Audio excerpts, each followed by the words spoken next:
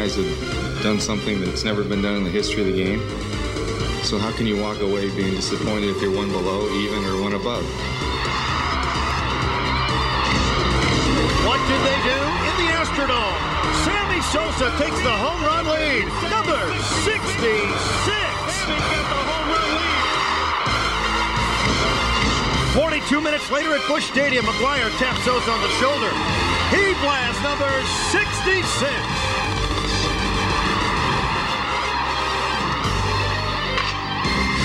Fox Sports Midwest presents Cardinals Baseball, brought to you by Bud Light. For the great taste that won't fill you up and never let you down, make it a Bud Light. By Southwestern Bell, go wireless with someone you know. By Pizza Hut, home of America's favorite pan pizza. By your local Chrysler Plymouth dealer, exclusive automotive dealer of the Cardinals on Fox Sports Midwest. By Discover Card, the card that pays you back. And by Southwest Airlines. With fares so low, you have the freedom to go places. Fly Southwest, the official airline of the Cardinals. Live from Busch Stadium, it's the Cardinals and the Expos, the next to last day of this season, a season where the Cardinals are over the 500 mark, and wouldn't you know it, everybody comes out to see Cardinal baseball. Hello again, everybody. Bob Ramsey with Al Hrabosky, and there are a number of good reasons for it, but the main reason is Mark McGwire, and he did it again. This has been some special story. Well, it really has been. It seems like every time J.D. Drew hits 2 home runs in a game, Mark McGwire wants to take center stage. But I think J.D.'s time will come, and he'll have plenty of times to display his awesome talent. This is Mark McGwire's year, and you know everybody in this stadium is pulling the next couple days for him to get about 3, 4, maybe 5, maybe 6 home runs more to jump out that lead. You know, we talk about key matchups a lot, and there's a number of different ways these last, dozen at-bats of the season, maybe not quite that many, that you can look at matchups. Is it McGwire versus Sosa? That's one key matchup, our Chrysler-Plymouth matchup, and you see against Houston, against Montreal, and look at the numbers. I mean, this is neck and neck. What would you expect? Well, it's great for baseball, and both these two true gentlemen have handled themselves extremely well, and baseball has been the benefactor of it. And I think, we go out here and, Sosa's from the Dominican Republic, Felipe Alou, a manager and one of the best sons of the Dominican, is out there. But he has said his pitchers are not cowards. They will challenge McGwire, and I really think that's going to happen tonight. Dustin Hermanson, one of the best young pitchers in all of the National League, having a great year. Dustin's going after win number 15. He's allowed 20 home runs because he challenges people, and he'll do so with McGwire. We can overanalyze, and we generally do, just about every facet of this deal. But it's interesting that McGwire, we kind of felt like he was fighting a little bit. Track power, pulled some home runs foul after that one was taken away in Milwaukee last weekend. Then the challenge of Sammy Sosa getting ahead. Now, could all be coincidence and particular moments in time. But going for the drama, as always, Mark McGwire, 42 minutes later, hits his home run. Well, you know what I think what happened, too, was when he came back from Milwaukee and he knew he had 6 games left, I think he said, I'm going to give it my best shot. Right. I think he was trying a little too hard to hit home runs those first few games. And now he's just kind of relaxed. Batting practice, very, very relaxed, not swinging hard at all, and the ball was just launched up into the upper deck. So, he has responded the couple times when Sammy has passed him, but I think right now he's just going to sit there and say, I'm going to do whatever I can just to relax and just let my God-given ability take over. We've been talking about pressure, not having to be trying to get in the playoffs, pressure trying to be in the playoffs. I don't know if it matters. We'll talk about it when we return. It's the Cardinals and the Expos, but it's really McGwire and Sosa, isn't it? We'll have it all for you on Fox Sports Midwest. There's still something about Mary. I love Ruben! It's a drama. It was touching. Surprise! It's a love story. Really, that gets you inside. There's something about Mary. Rated R. Now playing.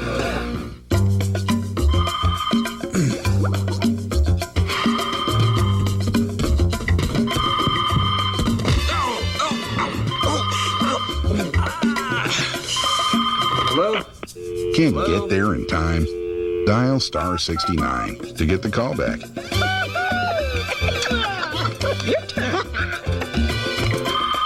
It's only 50 cents per use. Where is he? What makes Steak and Shake Grill guys better?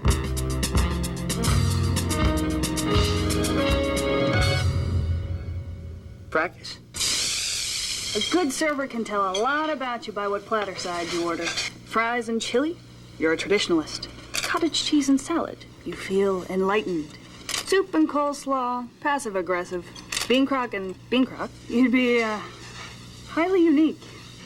Steak and Shake, famous for steak burgers. When you ship with Priority Mail, it's a great way to save money. But what about other parts of the world?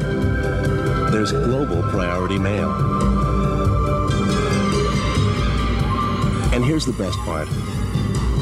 Give us a few days more, and you can save up to 70% over FedEx or UPS. So, what's your global priority? Try Global Priority Mail from the U.S. Postal Service. Introducing the newest member to our team, the Fox Sports Newsline. Sure has a lot to say. Sort of like somebody else I know. Hey. Weeknights, check local listings. Welcome back to Busch Stadium. It is a warm and humid day. We wrap up the last season, or the end of the baseball season, and it is hot again for the Cardinals, and hopefully Mark McGwire will get and stay hot.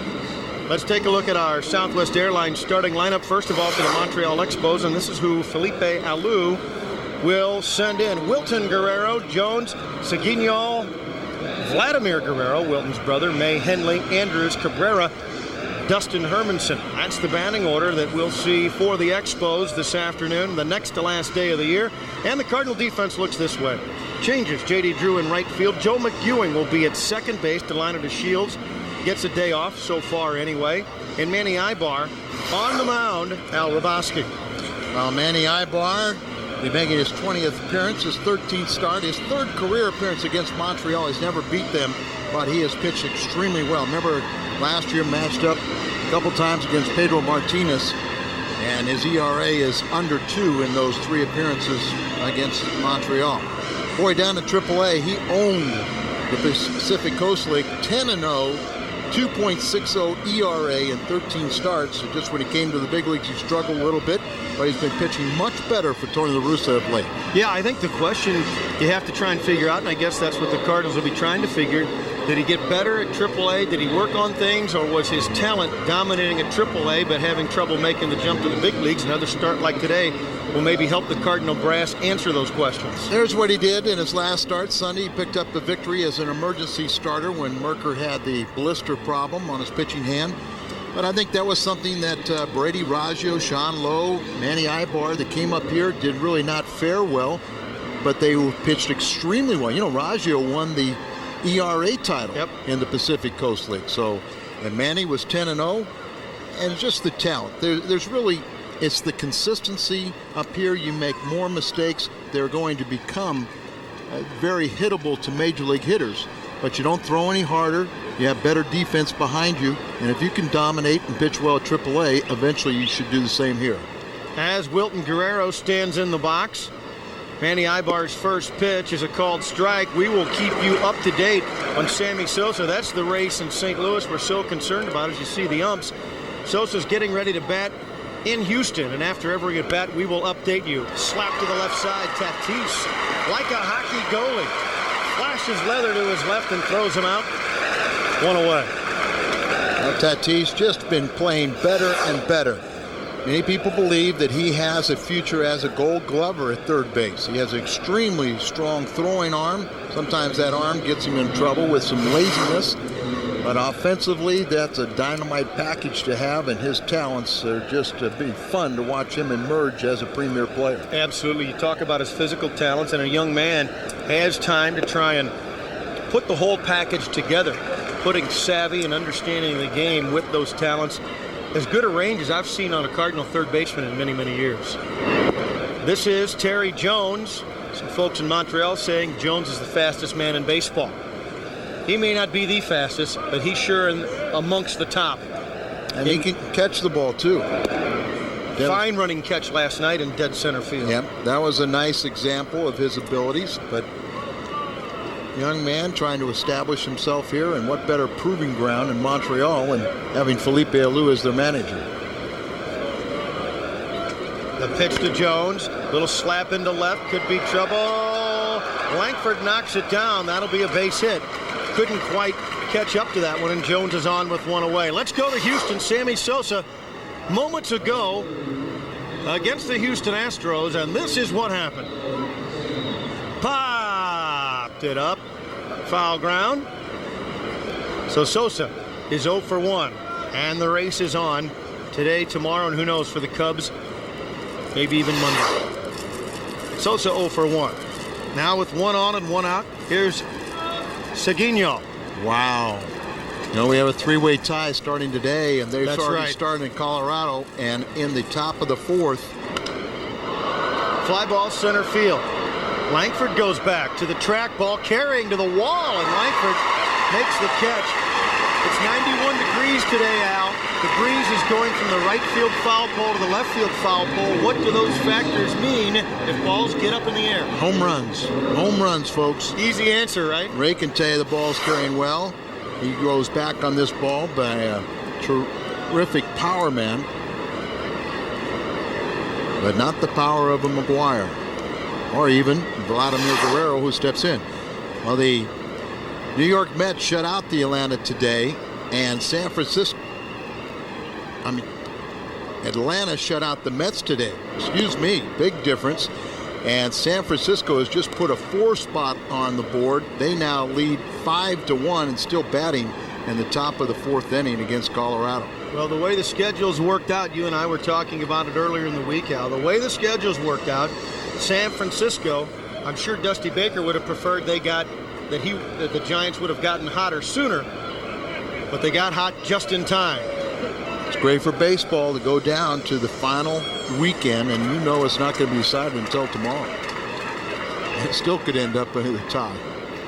2 or 3-way tie, mix and match, who you like. It could be that way, and postseason play for the National League might not officially start till Tuesday night.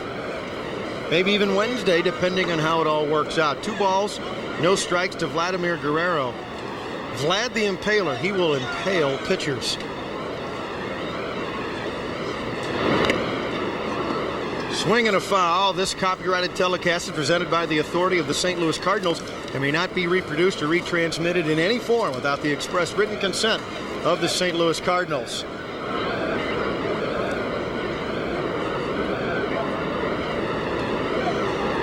Two balls and a strike to Guerrero.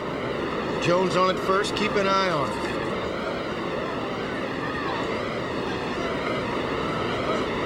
Has a lead. He's running. The pitch is fouled off down the first base side.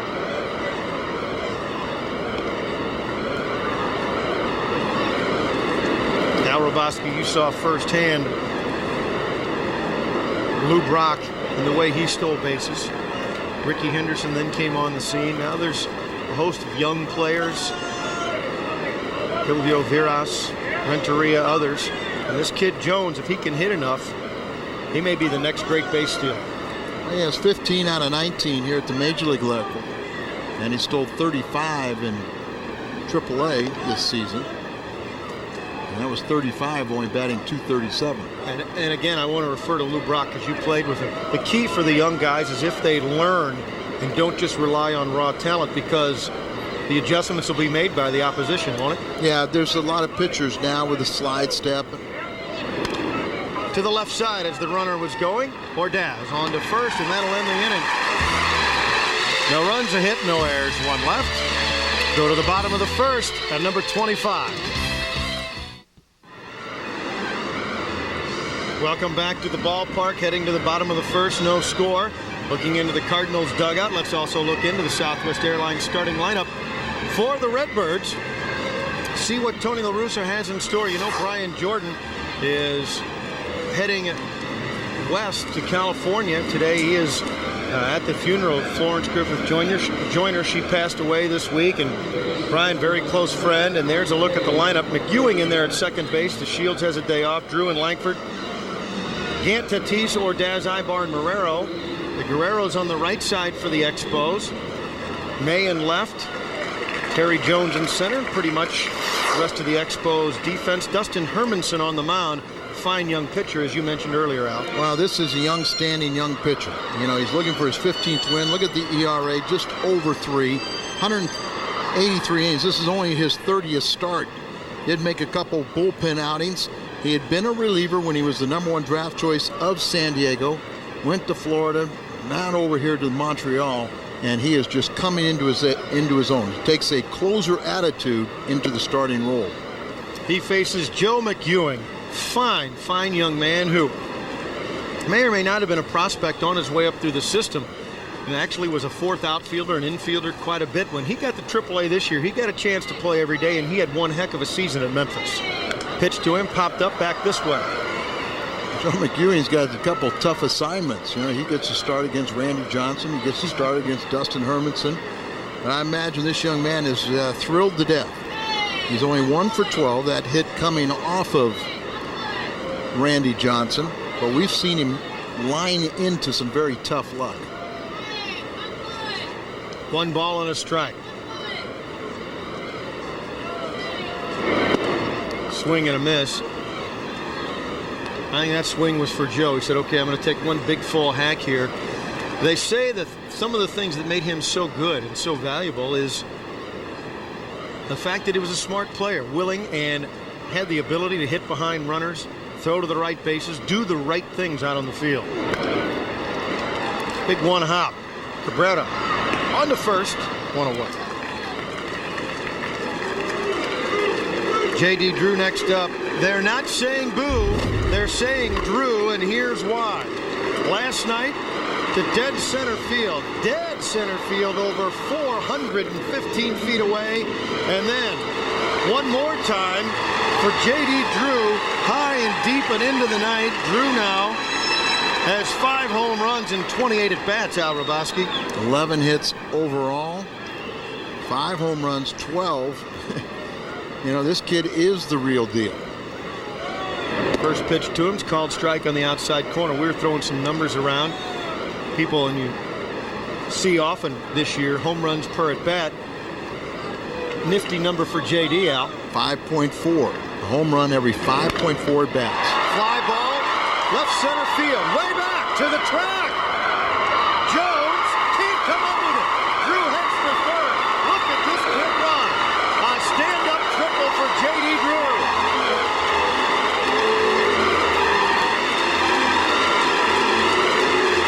They're not saying boo, they're saying Drew. This is normal speed on this replay. Watch J.D. run. Sinking fastball out away. He has power to all fields.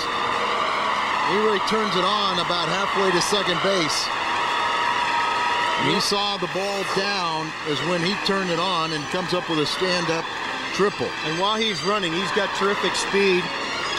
Very fluid, smooth running motion. Mark McGwire.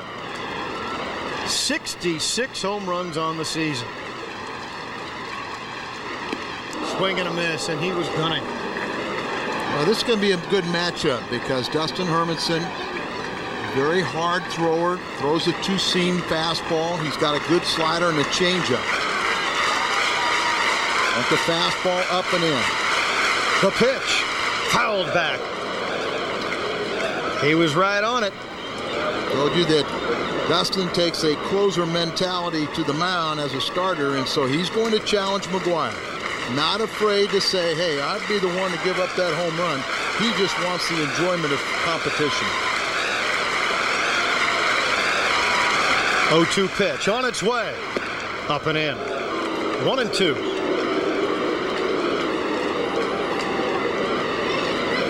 McGwire's faced Dustin twice. He 0 for 1 with a walk.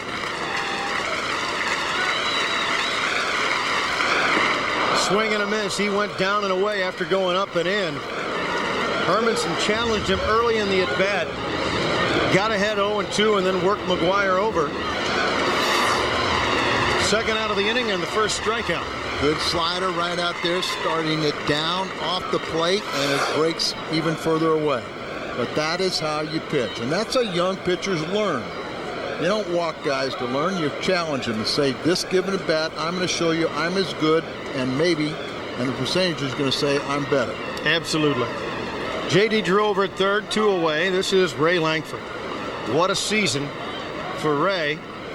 tying or eclipsing his previous marks. Swing and a miss. Power numbers: 31 homers, 105 RBIs, 25 stolen bases. And as great as we like the overall numbers, his second half has been mind-boggling. What a second half for Ray Lankford. 20 home runs, 67 RBIs, 19 doubles, and a .322 average in the second half. 0-1 pitch, pounded foul.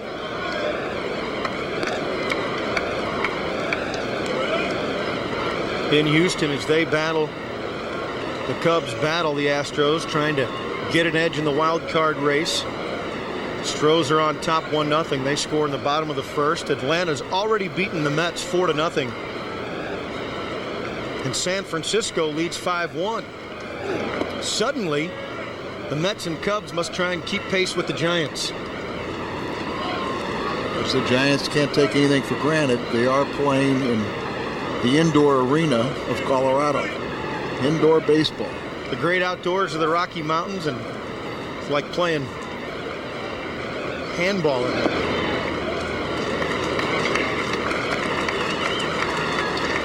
In fact, as they go into the top of the fourth in Denver, it's now 10-1, a 4-run fourth after a 5-run third for the Giants. Wow.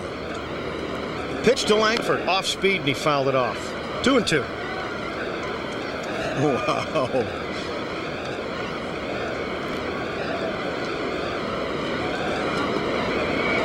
So if that score holds up, and you'd say, well, it's 10-1. Well, it's also only the fourth.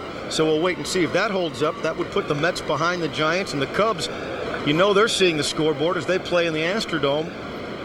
They know they've got to win today, not to fall behind the Giants. And hey, ring up Ray Lankford. Hermanson gives up the triple to Drew and then gets out of trouble. J.D. Drew, a swing you're going to be seeing with the Cardinals for a long time. Teams Fox Attitude. You're watching Fox Sports Midwest.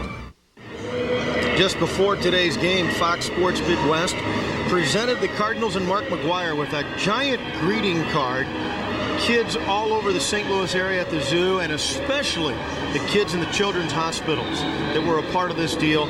Al, you've seen these kids and how much it means to them to be a part, and to say how much Mark McGwire means to them. Some of the kids making the presentation today as May stands in. Derek May against Ibar and takes a strike on the outside corner. Charlie Murphy, Stephen Gray, Cole Younger, Lisa Isom, Ariana Isom. They represented thousands of kids who signed that card. It means so much to so many. Well, it really does. And, of course, Mark McGwire has been a symbol not only for the children in the hospital, but for our youth of America. He and Sammy Sosa have really kind of captured the hearts of not only God's country here in the Midwest, but all throughout our nation, and it has become a worldwide story. Well, when dignitaries come to this country, meet our politicians, and the first thing they say, congratulations to McGwire and Sosa. You know, it's not just our pastime. People are paying attention to this as Ibar rings up Derek May. That's Manny's first strikeout.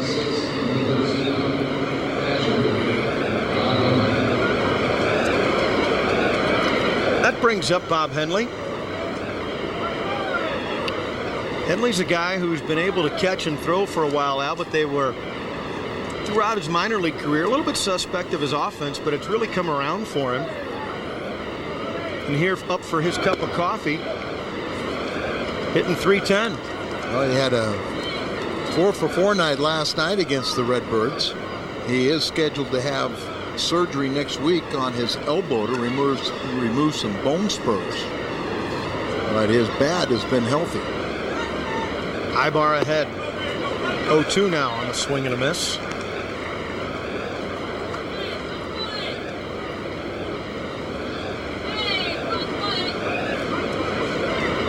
Expos have a lot of good talent in their organization. Many of them are up here right now. They've been playing some of their best baseball this season. Oh, and he hit him. Up and in, and Henley goes down hard.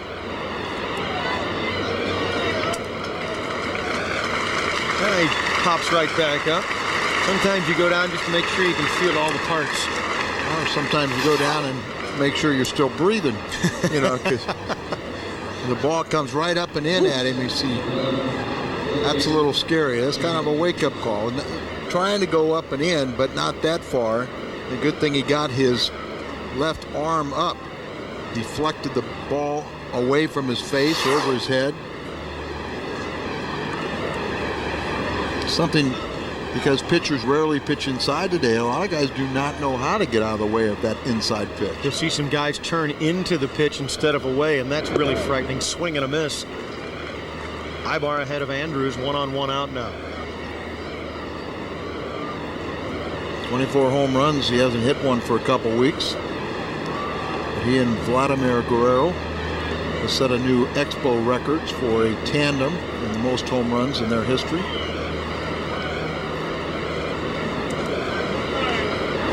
Swing and a miss. No balls and 2 strikes to Andrews. Very important start for Manny Ibar. Find out, and the Cardinals do have a lot of pitching depth. Especially right-handed. 0-2 pitch.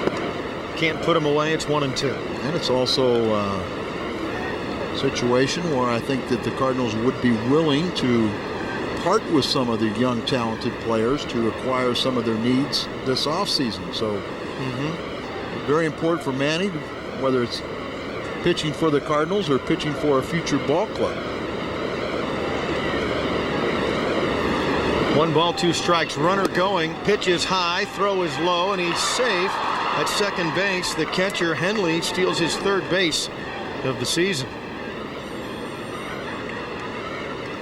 We know Marrero has a terrific throwing arm, but of late, a lot of clubs have been trying to take advantage of him. Of course, most of the time they steal it off the pitcher, but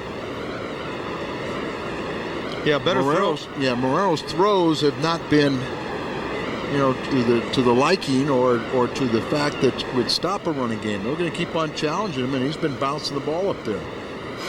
Better throw makes that close. Swing and a miss. He struck out Andrews for the 2nd out and the 2nd strikeout of the inning. Manny at times with his slider can be really an effective out and strikeout pitch, and other times he gets underneath it and flattens out. Got the good fastball, but if he can complement it with that slider and then have something a little bit slower, the changeup preferably, then you've got the winning pitcher. Orlando Cabrera stands in. One of a couple young infield prospects in the Montreal organization. Pretty smooth shortstop. He takes a strike. Ibar working the outside corner pretty nicely so far. Working the outside corner, but you have to pitch enough inside to keep people from diving across the plate. Of course, the hit batsman. I don't think Henley will dive across today. You got his attention. 0-1 pitch. Swing and a miss, strike 2. And Bob, that's a good point where you don't mean to hit somebody, but after the fact, use it to your advantage. Make them think that that's what I'm going to do. You make a big vicious swing, or if you dive across the plate, you turn around and start peeking, I'm coming right after you. Ibar gets the sign from Marrero. The pitch. Swing and a miss. He strikes out the side. Hit a batter for effect. We go to the bottom of the 2nd inning. The Cardinals and the Expos from Busch. Guests appearing on Cardinal Baseball receive a gift certificate to Krieger's Pub and Grill, St. Louis's neighborhood bar and grill. Visit any one of their 6, count them, 6 locations all over the metro area. By the way, just to calm down all of Bill Miller's family, I may have gotten them inadvertently excited. A mistake on our board here at the ballpark had a 4 up there. It's actually 6-2 now. Is that what you have, Al? I guess. 6-2, we think. It's either 10-6 or 5-2 in Colorado, but the Giants do have a lead, and we'll double check. We think it's 6-2 through 4. in Colorado. Bottom of the second, Dustin Hermanson against Ron Gant, Fernando Tatis, and Luis Ordaz. Ron Gant has a 1-3 history against Hermanson, and that one was a home run. He's had a nice second half, as well as all the Cardinal outfielders. Brian Jordan just continued his outstanding season. And now combined, the three outfielders have 82 homer season.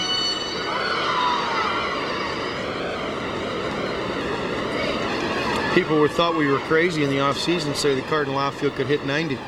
You count J.D. Drew, and you're right there. Here's Ron Gant. Certainly disappointments, but you can see that those lofty thoughts were reachable. Popped it up. Behind home plate. Henley is there, stumbles, but he makes the grab, one away. Never give up on it. Well, his teammates could have helped him out a little bit, but yeah, you're on your own, buddy. As you say, you can't take anything for granted. Andrews could have called him off about 3 steps before. He was content to be a spectator. Well, at least he didn't get in his way. Yeah. This is Fernando Tatis. Hitting .286 for the Cardinals, just under .280 with his combined stats from the Texas Rangers.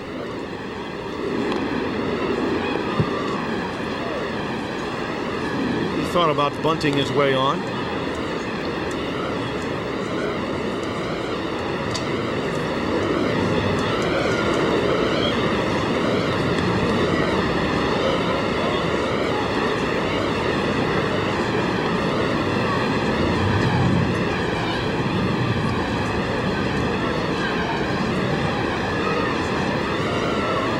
Hermanson's ready for the 0-1 pitch. Curveball misses. A couple of birthdays today, Al. Dorothy Pullman is celebrating her 44th birthday. She's here at the ballpark. And Monday is her and her husband's 24th wedding anniversary. How about that? Married to the very lucky Paul Pullman. Paul wrote that part too? No, I'm trying to help Paul out because he gave away his wife's age. So I'm trying to help Paul. Oh. All the way, or anyway, I should say, another birthday after this 1-2 pitch. 2-2. My family's got some goings on today, some doings as they're watching around the television on Fox Sports Midwest. My cousin Glenn Bish, 50th birthday today. Happy birthday, Glenn. Watches all the games on Fox Sports Midwest. Here's the 2-2 to Tatis. Full count.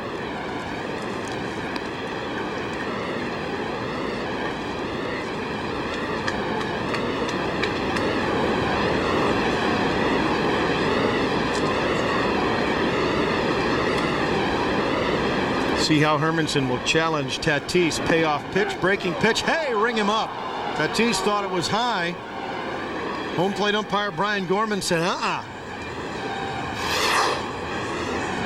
Late breaking, kind of backed up a little bit. Tatis saw it coming at him, didn't pick up the spin, and then it broke a little bit late. Hermanson picks up his 3rd strikeout. He's been retired.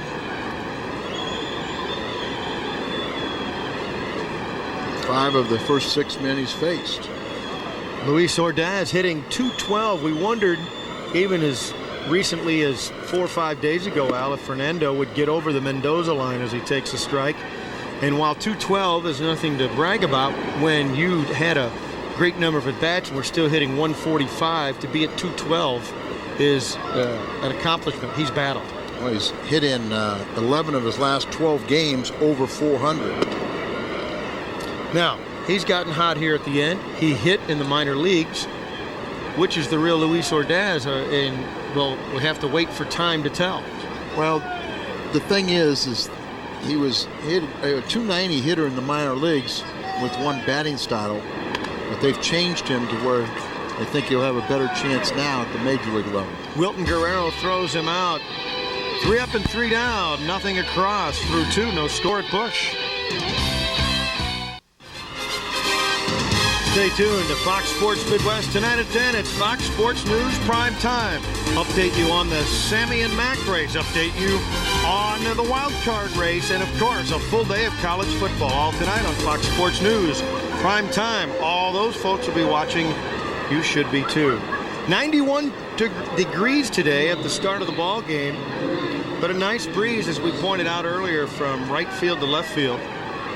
So it's not as unpleasant as it might be at 91 degrees in the middle of July. Dustin Hermanson will lead it off. He's a 118 hitter, but he does have a home run this season. And now we're looking into the dugout. Ibar and Tatis. Waiting for Ordaz. Waiting for Luis Ordaz. Hey, amigo. Here he comes. Arriba, hija.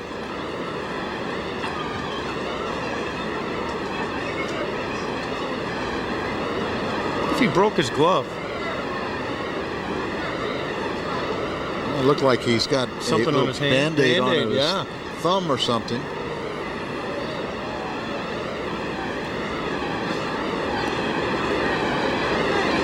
Just wanted a little more camera time, that's all. Hola, Luis. Hermanson will lead it off. Top of the 3rd inning. Fastball misses, ball 1. And, of course, you know that Dustin will hit one in the hole, and Luis will have to make a real strong throw and hurt his arm because he didn't have the warm-up tosses. Or charge in and have to barehand one and goes off the Band-Aid. He can't get a feel for it. Now, let's hope that's not the case. But right. And we're just speculating. That little Band-Aid right there. I don't know if he broke a nail, maybe. Sometime he fielded a ground ball in the 1st inning. Who knows? Maybe that breaks a nail. Get a little blood there. Who knows? Maybe a blister. 2-1. Fly ball right field. Drew came in, goes back, and makes the one-hand catch. Here's another example. 2 fly balls we've seen to the outfield. Langford had to go back. Drew started to come in, and that ball carried even somewhat into the wind. Yeah, I heard this morning there were going to be gusts up to 20 to 25 to 30 miles an hour today. And the wind is blowing fiercely from the right field corner on over to left.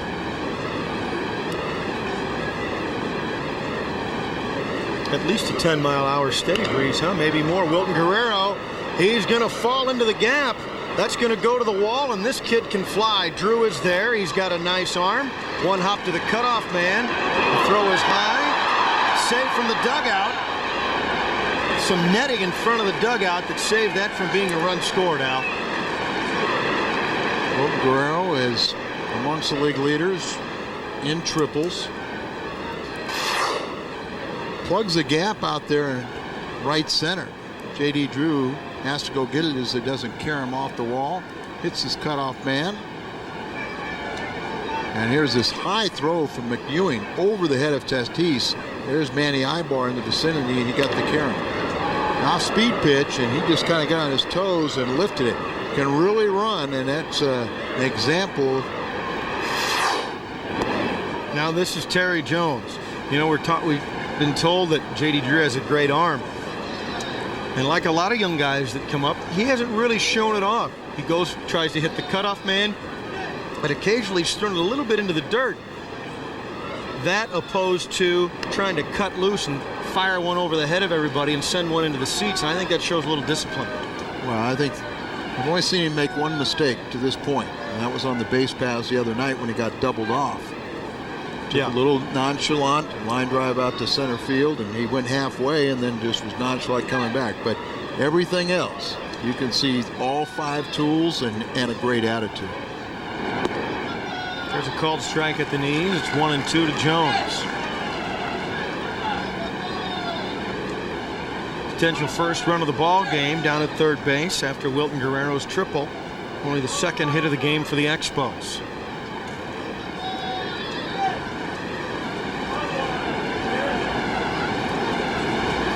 Infield comes in, charging from up the middle. That misses outside. As the pitch was coming, both Ordaz and McGwire came charging in. We'll keep you posted on what Sammy Sosa does today. He's 0 for 1 and he's on deck in Houston, and we'll update you after he hits. That's Wilton Guerrero at third. In at the corners. They stay back up the middle this time. Swing and a miss. Throw down to third. Guerrero dives back in ahead of the Tatis tag, but it's a strikeout to Terry Jones. Now this is what you need in this situation. You need a strikeout or a pop-up in the infield. And there you saw the Marrero arm. 4 strikeouts now for Manny Ibar, and this is Fernando Seguino. He was acquired in the John Wetland deal. So people said, hey, Montreal didn't get anything for Wetland. Wait till you watch this guy develop. And there's a nice block. I mean, absolutely. Fastball thrown right into the dirt, and there you see the good technique and form by Marrero. Glove is secondary. Use the chest protector. Use your upper body. Trying to tell Ibar, you know, hey, back off a little bit. You're getting a little too pumped. You're overthrowing. Just relax. Big lefty Seguino. Long drink of water. 6'5", 190. The pitch to him. Fouled off. 1-1. There are some similarities in hitting and pitching. When a guy tries to overthrow, the same as a hitter trying to squeeze the sawdust out of a bat and swing with all of his might. Just kind of let your natural instincts and your muscle memory take over. Let the ball just jump out of your hand. Just take that nice, fluid, slow swing and pop it. 1-1, swing and a miss, strike 2. Seguino from Panama City, Panama.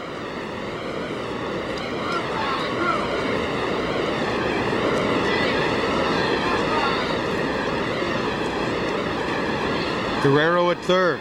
He was there with 1 out. He's there with 2 outs. And Seguino.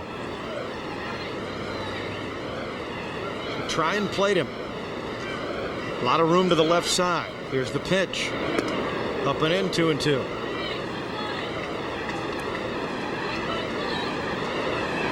Sammy's probably about up in Houston now, isn't he? Sosa at the plate in Houston after his at bat. We'll show you what happened. 2 balls, 2 strikes, 2 outs. Fernando Seguino waits for Ibar. Hard hit. McGwire dives and snags it. Ibar covers. What a play by Big Mac. Big Mac saves a run.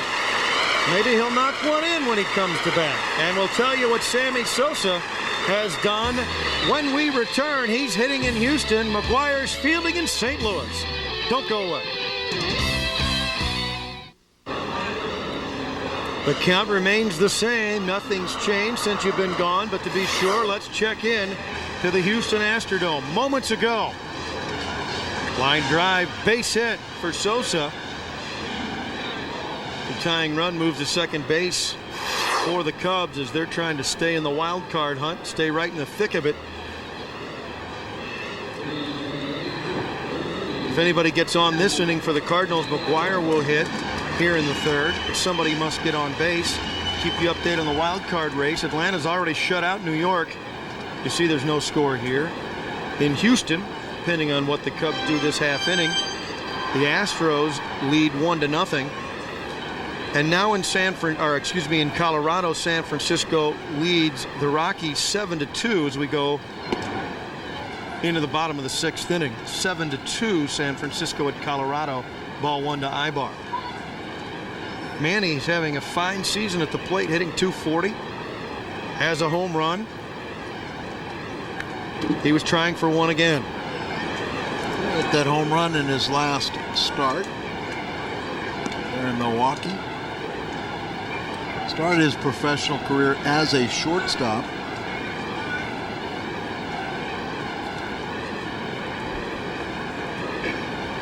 One pitch. Swing and a miss on a breaking ball. And as a shortstop, he didn't make much contact with that breaking ball either.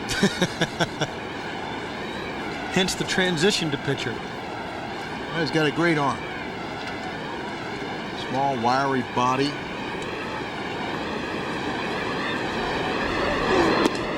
Two and two. Speaking of shortstops, lean Latins with a wiry body, Pablo Ozuna, Peoria, minor league player of the year for the Cardinals. Was he something else this year? Well, that's the young man that swing and a miss. Red Shandish was so impressed with. And he heard him.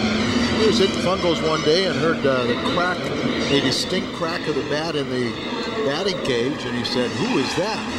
And Pablo Ozuna had posted the second best batting average in Peoria history, 357, broke the club records for hits this season with 192, scored 122 runs, stole 62 bases.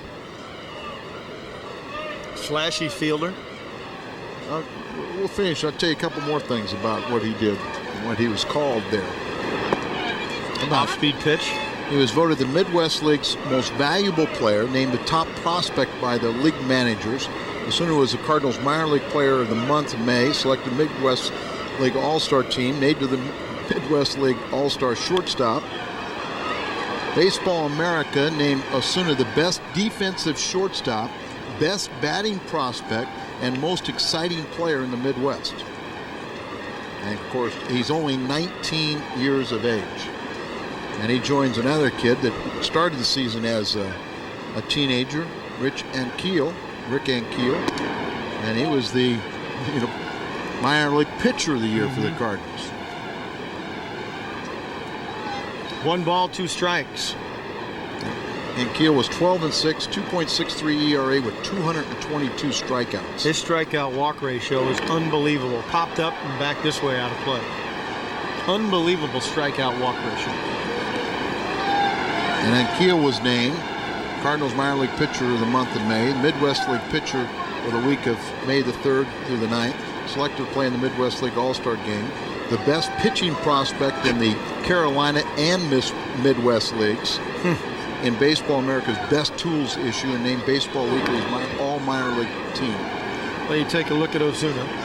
We've seen some fine young pitchers up here, and then take a look at Almanza, Jimenez, and Keel. That didn't mention the guys we've been talking about for a couple of years, like Looper and some of the guys we've seen up here. Chad Hutchinson will be very good. Started, will be on a fast track. 1-2 pitch, curveball, ground ball. Cabrera throws him out.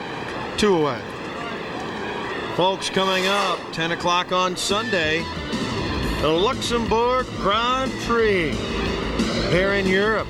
They drive sports cars. It's exciting, and it's on Fox Sports Midwest. The Luxembourg Grand Prix. Those European guys, they don't know about caution or yield signs. They put the pedal to the metal.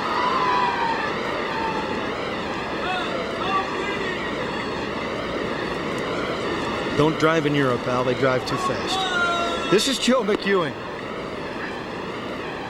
Hey, they'll make it look like you're standing still on 270. Don't even worry about Europe. You want to see the weirdest and craziest drivers in the world, go to Naples. Naples, huh? Naples. 0-1 pitch, line drive, 1 hop. Backs up Cabrera, gets up and throws him out. Nice armed. 3 up and 3 down, nothing across. 8 in a row retired by Hermanson. No score in St. Louis. Cardinals baseball on Fox Sports Midwest is brought to you in part by your local Chrysler and Plymouth dealers, by Pizza Hut, home of America's favorite pan pizza, and by Auto Tire. Auto Tire, the home of bottom line pricing. Lovely fountain outside. Surprised a few folks aren't dipping their Tootsies. It's a warm one here in St. Louis. There's an example. Trying to stay cool as things are heating up, if that's even as if that's possible, the way things have been hot in the wild card race. It's now 7-4 in Denver as Colorado's picked up a couple of more runs. And now, when you're in a pennant race and you're a professional, and they always say you don't watch the scoreboard as Vladimir Guerrero leads off. But things are so tight, there's 3 teams right there. You give up a couple of runs, you got to feel a little antsy, don't you? Well, I want to know who says that, because everybody does. Yeah, well, you've heard guys say, "Oh no, we're not watching the scoreboard." But so you're as a former player telling me, "You're kidding me?" You start watching it from day one.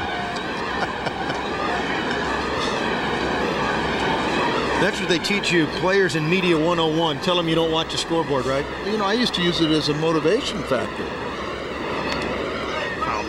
I used to watch it and sit there and say, hey, this is a pick-me-up day. I got to go do my job now. If I do my job, this is how much more important my job is today. So rather than a negative influence, it's a motivator. Sure. I mean, anything that, it's any walk of life. You change the definition for your benefit.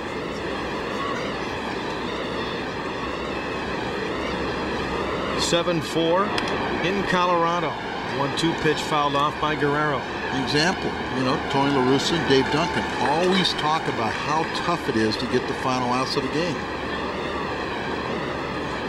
I turned it around and said, if I can get those final outs, then I'm that much more valuable. So I used it as something to motivate and said that was the easiest part. I come out, I do that. I've nailed it down for my team. Pressure to me was pitching 5 runs down or 5 runs ahead. Anybody could do that. But if the game was on the line, I created this environment that's where I could excel. And that's how you do things. Chop up the middle. Ordez can't come up with it. A base hit for Guerrero. And Fox Sports Midwest is pleased to congratulate Jason Bolton. Jason Bolton in the equipment there, our Post-Dispatch super fan. It's a warm day. He came here, drove 10 hours with 3 friends to watch the last 3 games. He's our Post-Dispatch super fan. That's Jason. I thought for a minute it was Mike Claiborne. Far more stylish than Jason Bolton. Guerrero's on.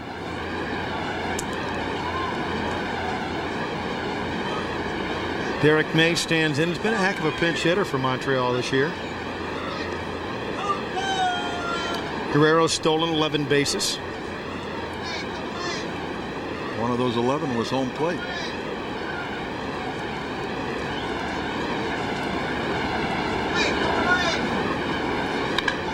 Line drive center field.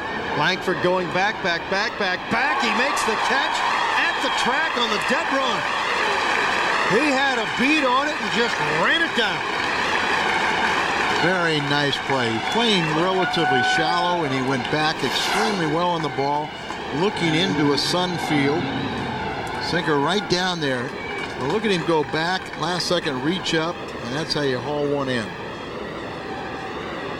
Shadows all day start creeping across the field, and so he was looking into a tough sun. Very smooth. See the shadows creeping in. It'll be interesting to see how that affects the hitters. Not much hitting going on so far. Henley stands in. He was hit by a pitch the last time up. The last pitch he had seen hit him in the shoulder. The next pitch he sees, down and away, strike one.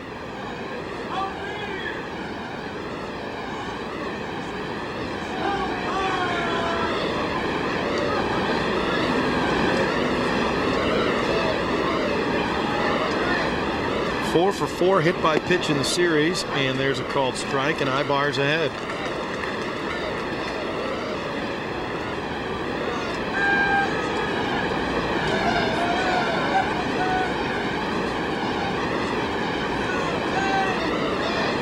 Guerrero on at first. He's the red dot on your Fox box. Henley's average at 310 as he stands in, and Ibar didn't like Guerrero's lead. Guerrero didn't like him faking the throw.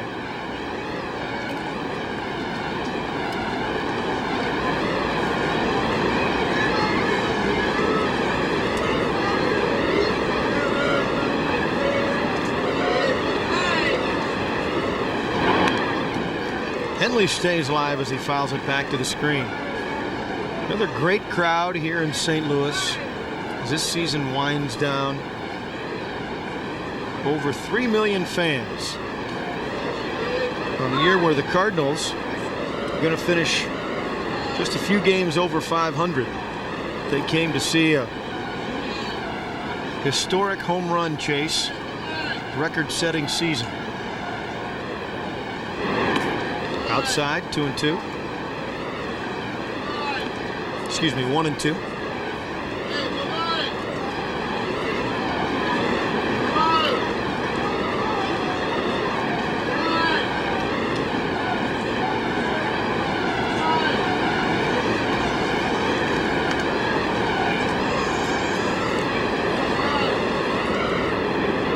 Ibar taking his time. They set up outside, runner going, popped up, foul, and out of play. Will do it again. Guerrero took off with the pitch. Alou trying to put something on here, trying to create a little offense for the Expos.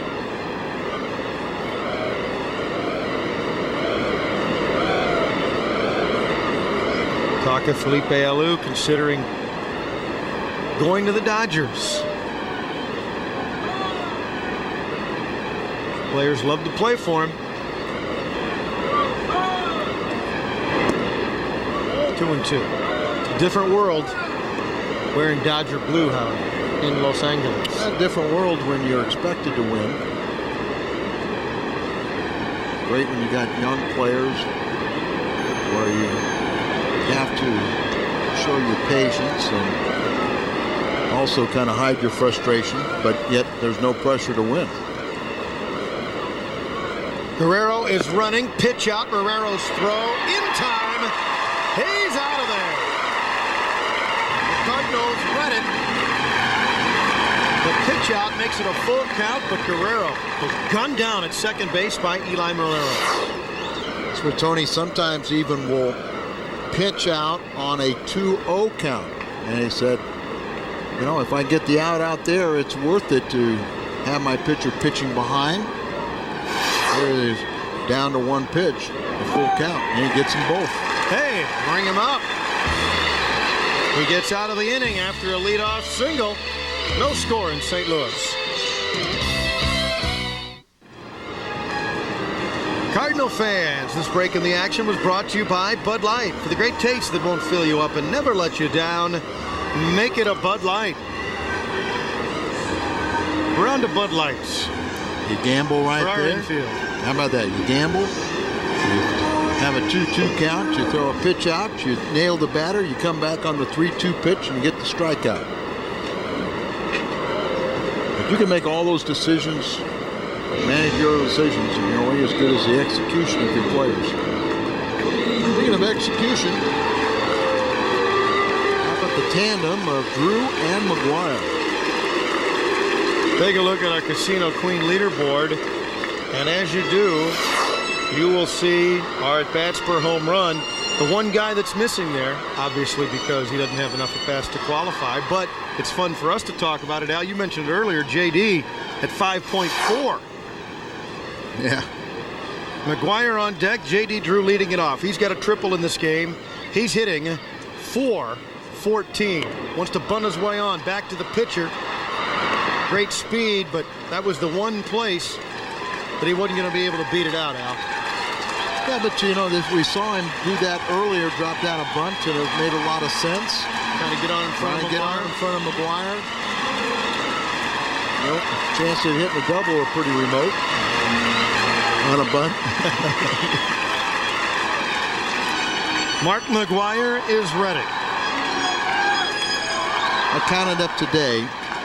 Mark McGwire this year has tied or broken 29 Cardinal, National League, or Major League records this season.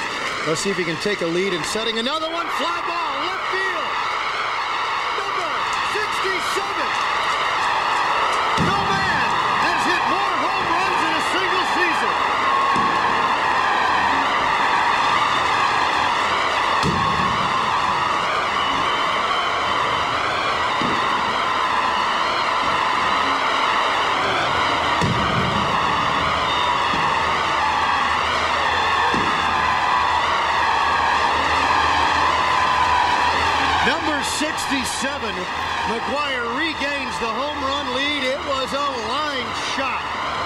into left field. Unbelievable, and no question about who captures this record-breaking home run. First pitch swinging. McGwire guessed that Hermanson would try and get ahead, and he guessed right. Now the first pitch to Langford. Ground foul, strike one. Curtain call.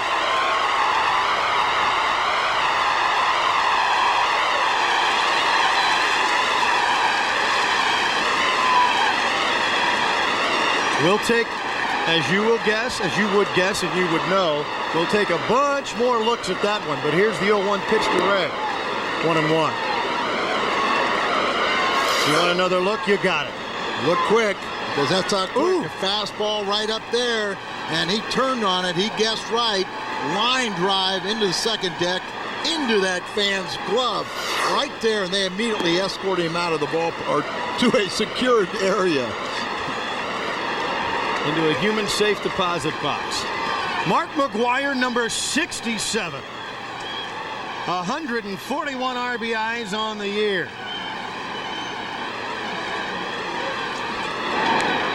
Well, it's a good thing he had his glove on. The guy who caught it, no way you catch that line drive without a glove. He just challenged him up and in like we thought he would, and Mark just said, okay, I'm going to look for it there. Looking for it, getting it, and catching it, both with the bat and with the glove, are two different things. Fabulous. That missed downstairs. It's 3-2. Mark McGwire has regained the home run lead. With number 67 here today, it was the first pitch. It went 403 feet. For those of you who like to keep all the numbers, he walks Langford.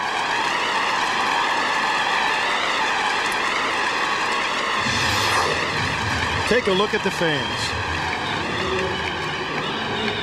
Arms to the heavens, as that one was a cruise missile out of the ballpark into the Loge deck. And there you see the score that matters to fans in St. Louis. McGwire leads 67-66. Bob, a few weeks ago, through the Major League Baseball Alumni Association, they contacted me about a golf tournament in Boston. And there was a package that was available for tickets, air transportation to St. Louis, and this one gentleman. Line drive, left center field. It's going to fall into the gap. Langford on his horse from first. He will score. Ron Gant doubles in a run. Ronnie Gant adds to the fun. They say the winning bidder of this package to see McGwire saw a home run 61, 62, 66 last night, and 67 today. Hanging breaking ball, and Ronnie Gant tees off on it. Hits it out into left center. Langford will score easily, giving the Cardinals a 2-0 lead. And Ronnie finds himself out there in scoring position with his 67th RBI. This is Fernando Tatis. He was a strikeout victim. The Cardinals are now jumping all over Hermanson here in the fourth. 2-0 St. Louis. That makes it fun at the old ballpark. Swing and a miss. But what makes it historic at the old ballpark is what you're about to see. Number 67.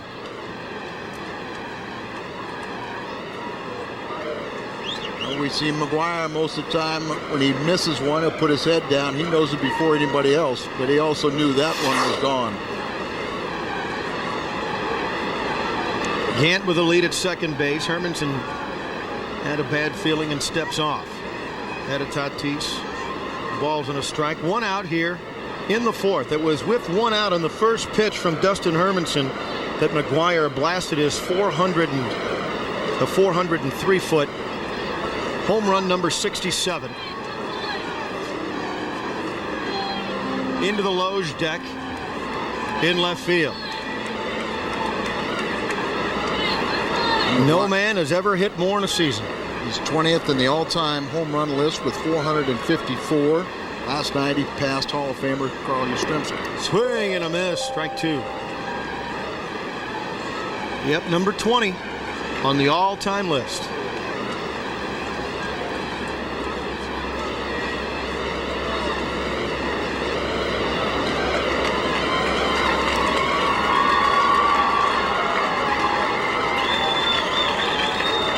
No balls, 2 strikes.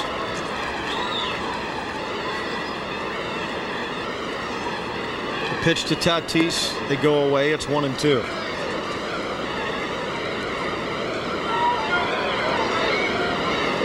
Continuing to focus or decompressing? Just keep doing whatever you're doing, Mac.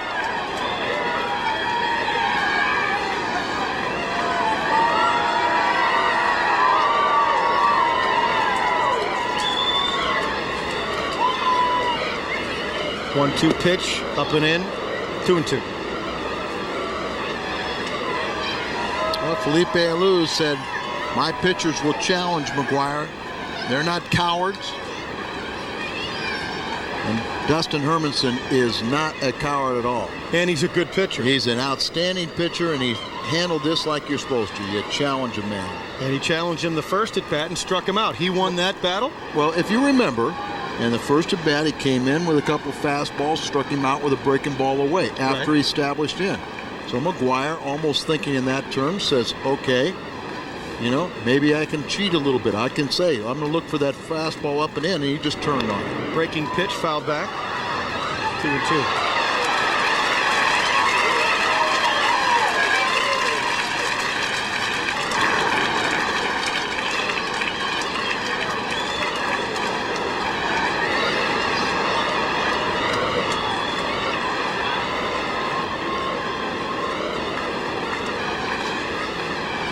2 balls, 2 strikes to Tatis. Gant on at second base. He doubled in a run when Hermanson steps off.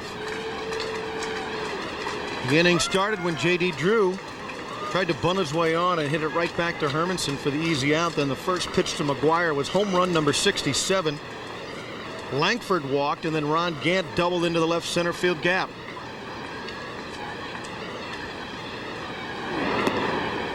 Count goes full to Tatis.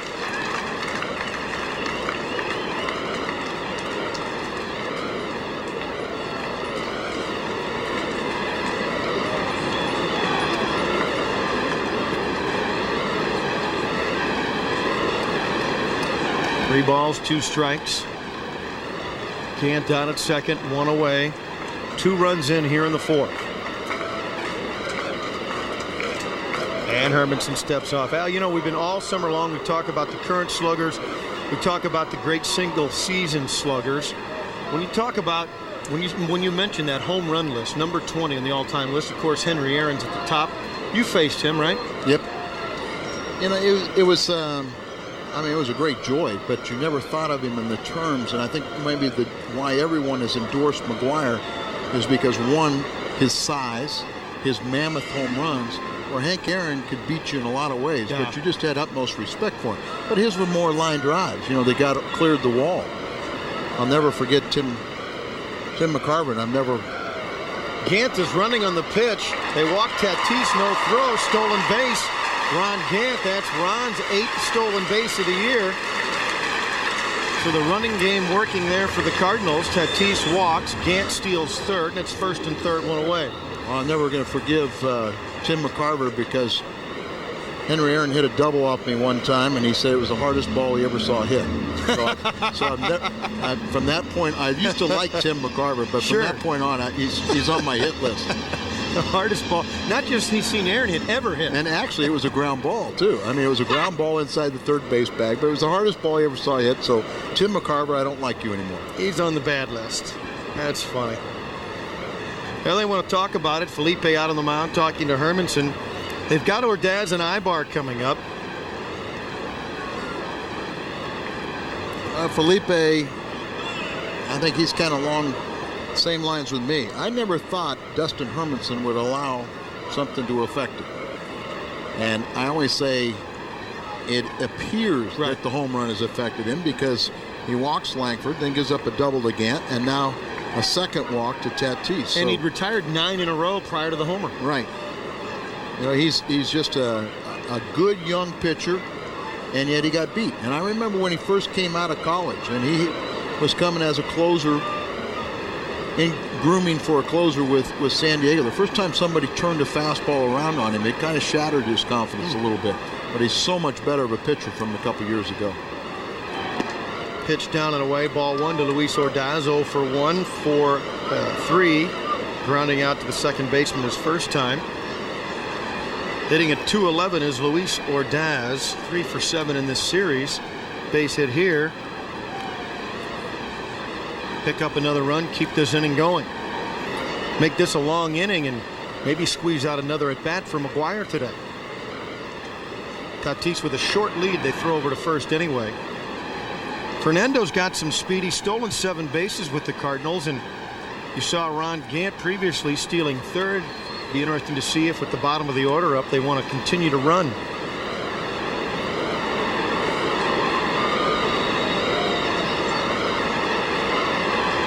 Tatis with the lead at first. Little looper, ground ball will drive in a run. They throw it to first. Ordaz is out, but a funny kind of a topspin hop. It got out to Cabrera too slowly, and Ron Gant going on contact. Folks have complained. Maybe I've been one of them. Never have necessarily loved going on contact, but it pays off right there without question. Well, pays off. We're going to see the 6 has been removed. A 7 should be coming down. We can forget about the half. That's right. You don't need it now. We won't worry about it. Now Ibar with 2 away and a runner in scoring position.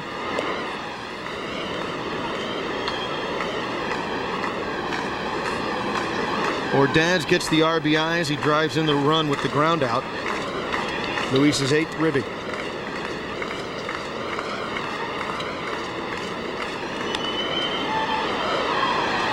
Popped up. That'll get out of play.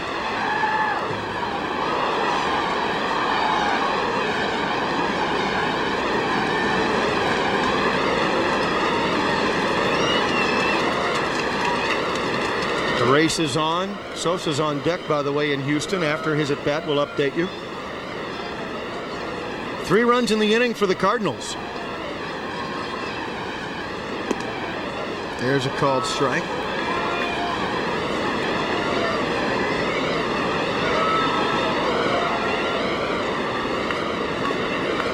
You know, all home run hitters will look for their pitch. That slider wasn't to his liking. No. He'd save his last swing. He digs in, takes a hack off the end of the bat, 1 and 2. Just keep that back foot, you know, a little stationary. Don't let me flying out. Cardinals have scored 3 runs on 3 hits.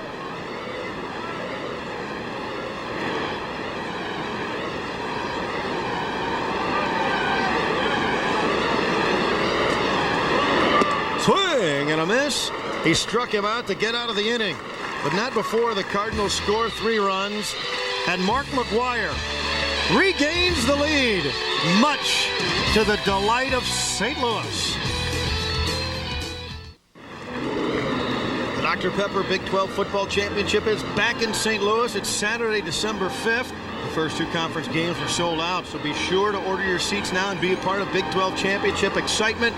1-800-916-0084 for ticket information. Big 12 football. Updating Sammy Sosa as you look at the home run leader. Sosa in Houston will lead off the next inning. He was left on deck. This is great. Cubs being shut out through 4. Andrews, Cabrera, and Herman's in the bottom 3. This is unbelievable, Al.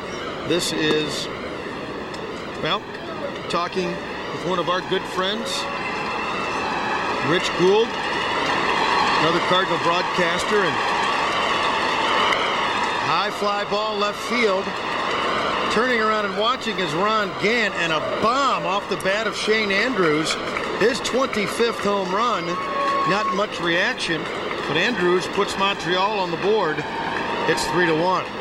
We were talking with Rich Gould, and Long said, first guy I heard talk about this, the greatest season in the history of baseball. When you think about this great home run race, you think about the great Yankee teams, 3 great teams in the National League, Cal Ripken ending his streak with style. You can go on and on and on. The 40-40 men in the American League. Just a fantastic season. This one's popped up deep to center field as that continues to carry. Didn't look like Cabrera got much of it, but it sent Langford back on his heels. Now it's official. 67. That looks great. See if we can keep those guys working. Keep them busy. You know, and Bob, you just look at it, even when things are all said and done today, we still won't know who the National League wild card representative is. Oh, no. We still won't know where the home run race, who the crowning champion is. When you have interest to the very last out of the season on a number of fronts, I think that's been a heck of a year.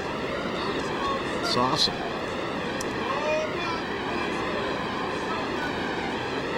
Who doesn't like the wild card now? Jose Vidro pinch hitting for Hermanson.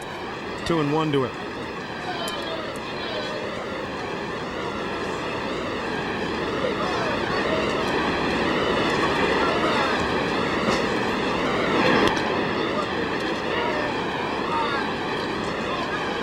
Two and 2 as he fouls that one off. Vidro 0 for 1 as a pinch hitter last night and 0 for 2 pinch hitting in this series. 3 for 19 for the season with a pair of RBIs. Got a lot of playing time early in the year. Yeah. Count goes full to him.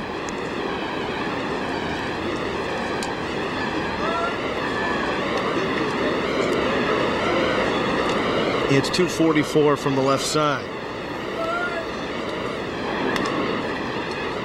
Chop to the right side. McGwire flips. Ibar covers. 2 down. And let's take a look at our U.S. Postal Service out-of-town scores from around the National League. The wild card scores will especially stand out to you. Atlanta shuts out New York. Sticks a dagger into the hearts of the Mets and their fans. In the 8th, San Francisco's added a little bit of insurance. Still not enough for the Rocky Mountains. It's 8-4. Arizona with a lead. Philly with a lead. And in the 5th, Houston leading Chicago 1-0, a long way to go at the Astrodome. But 2 away, it's the top of the order. Wilton Guerrero, he's 1 for 2. Hit a triple his last time.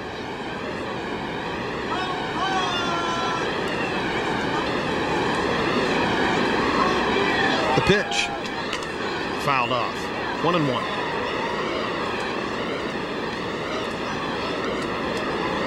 It's always great to be a part of Cardinal baseball. Win, lose, good weather, bad.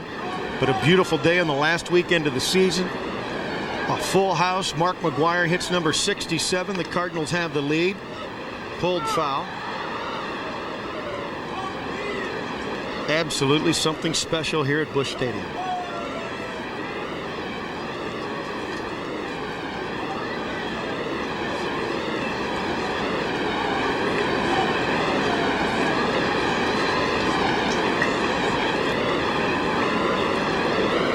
Big Redhead has regained the lead.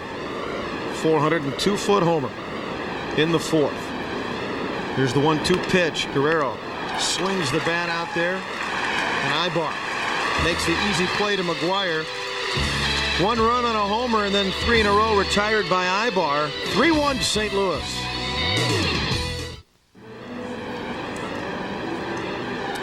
Season tickets. No, not for this year, because that'd just be tickets for tomorrow. No, we're talking about 1999 season tickets, folks. You see the excitement lining up. McGwire will go at it again, and you've already seen just a taste of what J.D. Drew may have in store for you. Ray Langford, a great season. Big lineup. Matt Morris will be back for a full season. Juan Acevedo. They'll all be back. 425-0688. Get season tickets for 1999. Telford comes on. He's the new pitcher, Anthony Telford, for the Montreal Expos. so he'll get a chance to take on the Redbirds.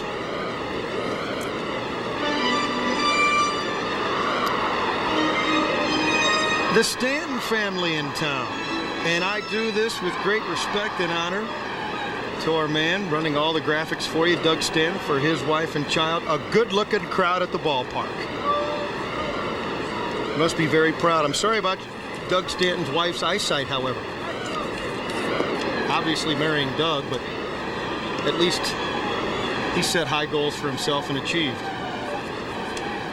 Lovely family, an example of all the great Cardinal fans here at the ballpark. We're ready.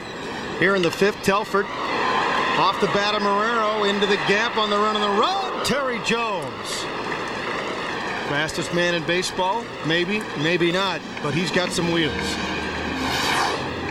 Well, Marrero kind of lifted this ball a little bit. It wasn't really hit on a line drive, but Terry Jones made up a lot of ground. A nice running catch behind Anthony Telford, who's appearing for the 76th time this season. 76 times. That's 2 behind his teammate, Klein. Joe McGwire hits it hard on the ground. Cabrera plays it nicely and throws him out. 2 away. They're not saying boo. They're saying Drew. I know you're getting tired of saying that. For those tuning in and wondering what the Cardinals are booing about, just always remember, take a look at your scorecard and make sure number 8's not coming to the plate. JD stands in 1 for 2. He's hit a triple today. I think we're going to have to explain that on the road, though. I think, well, that one we may not be too sure. Especially in Philadelphia. Especially in Philly. They're not saying Drew, they're saying boo. That's going to be a moment that I want to be there for, the first time JD sets foot in Philadelphia at the stadium. You bet. Because it will be one of the loudest ovations in a derisive manner. Well said. I mean, I used to be greeted by a standing boo. He simply will also. Well, for a town that boos Santa Claus, think what they'll do to JD. Up high, 2-1. And the mere fact that he refused to sign with them after being the number 1 pick in the country. That's right. But it's to our benefit. And congratulations to JD and his fast start. And what about the ownership? Cardinal ownership. Way out. Signing McGwire. Signing Langford to an extension. Signing J.D. Drew and Chad Hutchinson and Rich Ankiel. A lot of guys that were supposed to be untouchables or guys that don't draft them because you can't sign them. He walks Drew.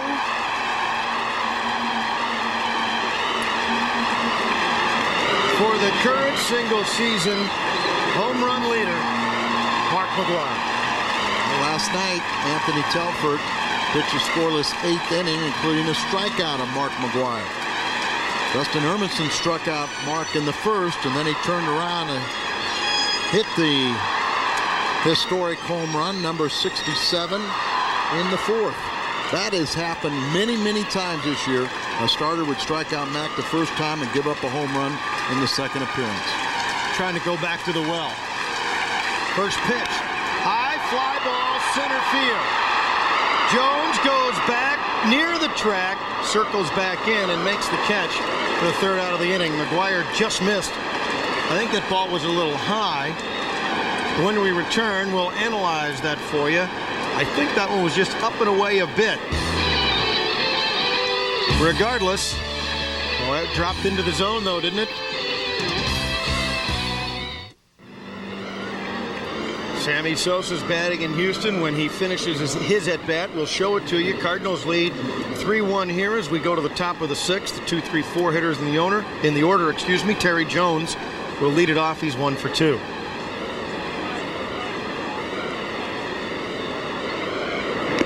Swing and a miss.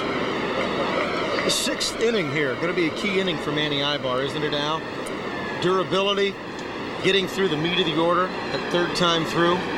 I think it's very accurate. Very slight of frame. We've seen him pitch well in and deep into ball games, but still some believe that he may be best suited for long relief for maybe a year or 2.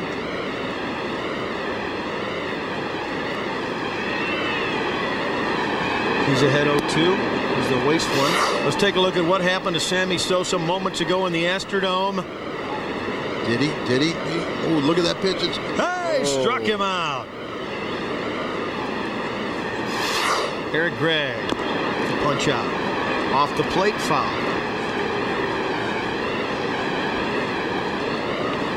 We'll do it again, 1 ball and 2 strikes to Terry Jones.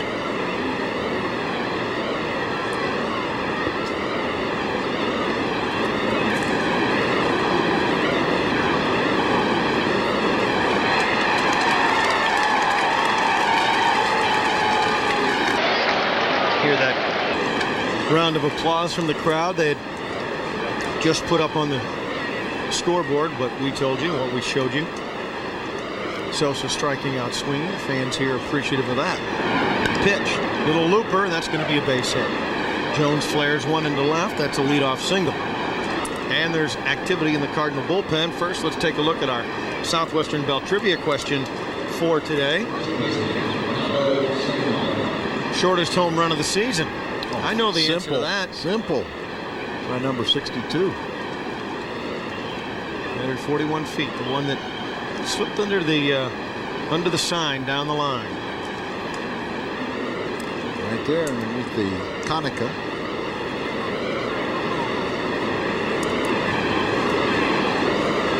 Terry Jones is a candidate to run anytime he's aboard. Fernando Seguino stands in, and everybody knows Jones would like to flop. But Isaac and Eversgerd get up in the Cardinals bullpen.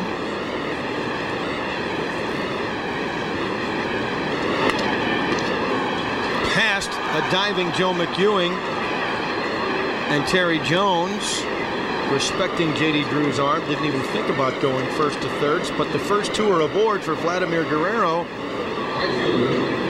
3-1 lead is precarious with 2 on and nobody out. That's right up, out over the plate. Can't be pitching there. And this is where you talk about, there's Manny, who can be outstanding. But look, there's what we're talking about. That looks more like long relief to me than in the starting rotation. Fly ball down the right field line, curving it foul. A lot of distance, but foul, and Ibar gets ahead. Can he get through the middle of the order here in the 6th? While maintaining his 3-1 lead, we shall see. Good speed on the bases. Jones at second, Seguino at first. And facing the best hitter, 22-year-old Vladimir Guerrero. 38 home runs, 108 RBIs. 1 for 2 already today. The 0-1 pitch. Fly ball.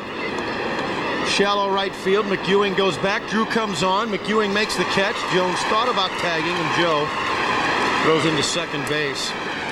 Big first out to get their best hitter, Guerrero. I'd much rather have J.D. Drew call off his young second baseman. Watch J.D. Drew come charging in, but then he bails out and lets a difficult over-the-shoulder catch from McGwire.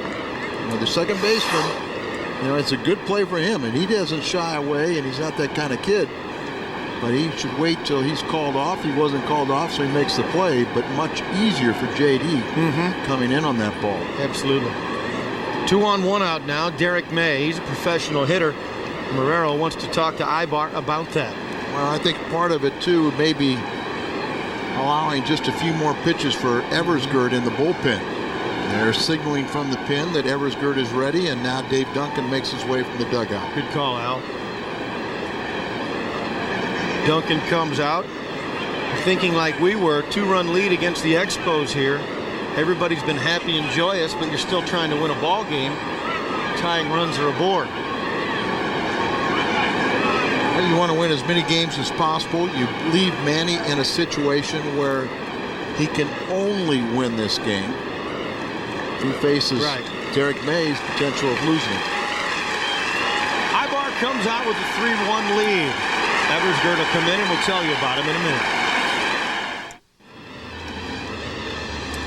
Here's the smiling face of Mark McGwire holding a bat. Well, you're used to seeing that, but it's this special bat, the number 62 limited edition commemorative. $229.95 from Nico Sports. And Mark McGwire again, that is endorsed by Mark McGwire.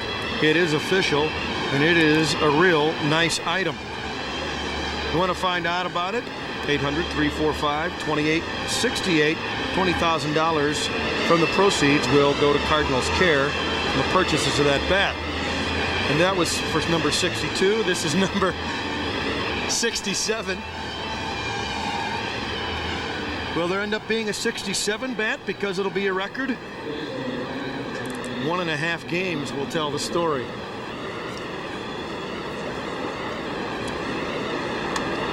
I wonder how that guy's doing with 63. I think everybody, the world's coming to him to meet his unrealistic demands. I don't like his chances. Me neither. As Mike Barrett stands in. By the way, 48,212 in the park today. Total attendance for the Cardinals, 3,148,911. These are numbers for Evers Gerd. He's making his 8th appearance of the season. Good to see Gertie back in the big leagues. So, after he left St. Louis, he pitched for the Montreal Expos and the Texas Rangers a year ago. Native of Carlisle, and Evers Gerd signed after a 1989 Cardinal tryout camp. 1-1 pitch outside again. Michael Barrett, the young catcher, he caught the first game of this series. They really liked this young man. He originally signed as a shortstop, Bob, and then they moved him back behind the plate. But since they got so many good young catchers, they're thinking about making him everyday third baseman now. And talking about the possibility of trading Shane Andrews. Yeah, Shane Andrews' time in the big leagues is getting to be about enough that they've said, okay, it's time to move on, little doggy. It's just 25 home runs. He might get some takers.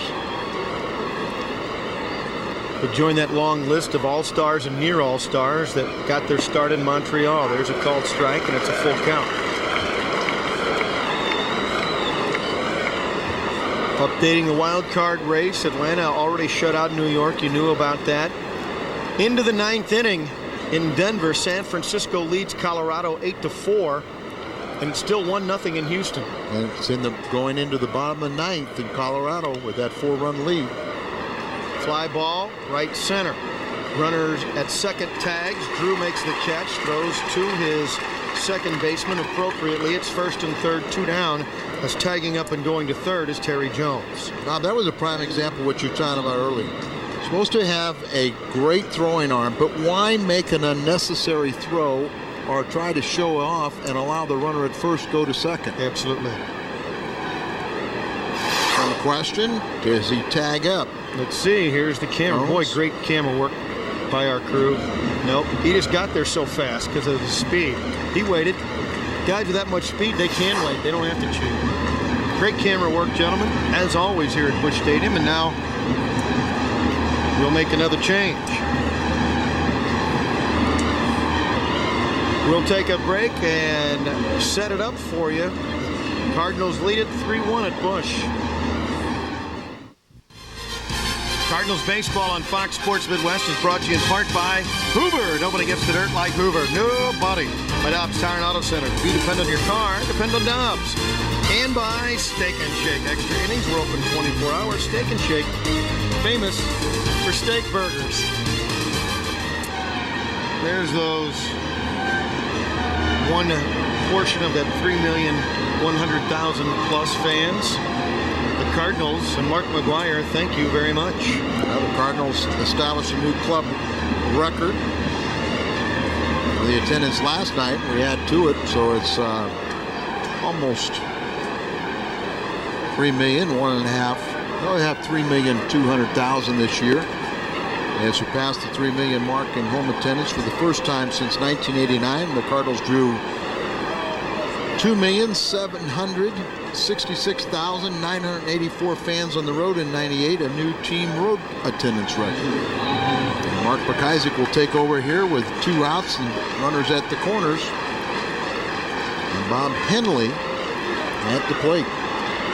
He's 0 for 1. Has been hit by a pitch. 4 for 5 in the series. Henley against Bekajcik.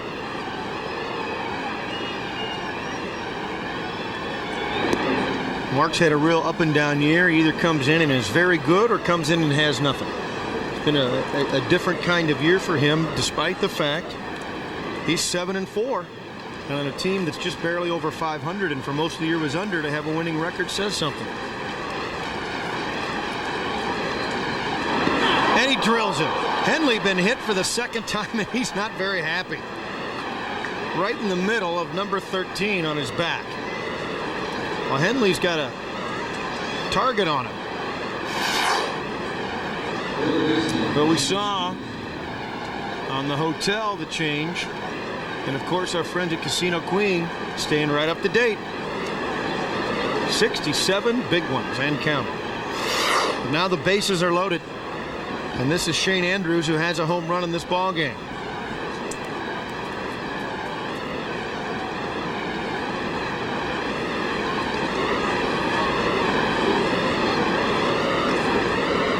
Isaac's pitch. Ball 1.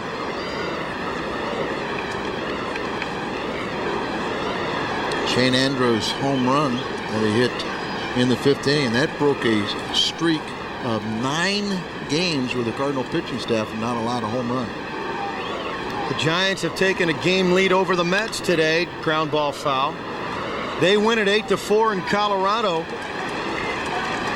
The Giants are at least tied for the wild card lead. The Mets now a game back. So the best the Mets can hope for is a tie through Sunday. We'll wait and see what the Cubs will do in the 7th in Houston. The Astros lead the Cubs 1-0. Bases loaded here. 3-1 St. Louis. 2 down. Breaking pitch misses. Power arms in that Houston bullpen. Yep. They wouldn't start play until I believe it's Wednesday.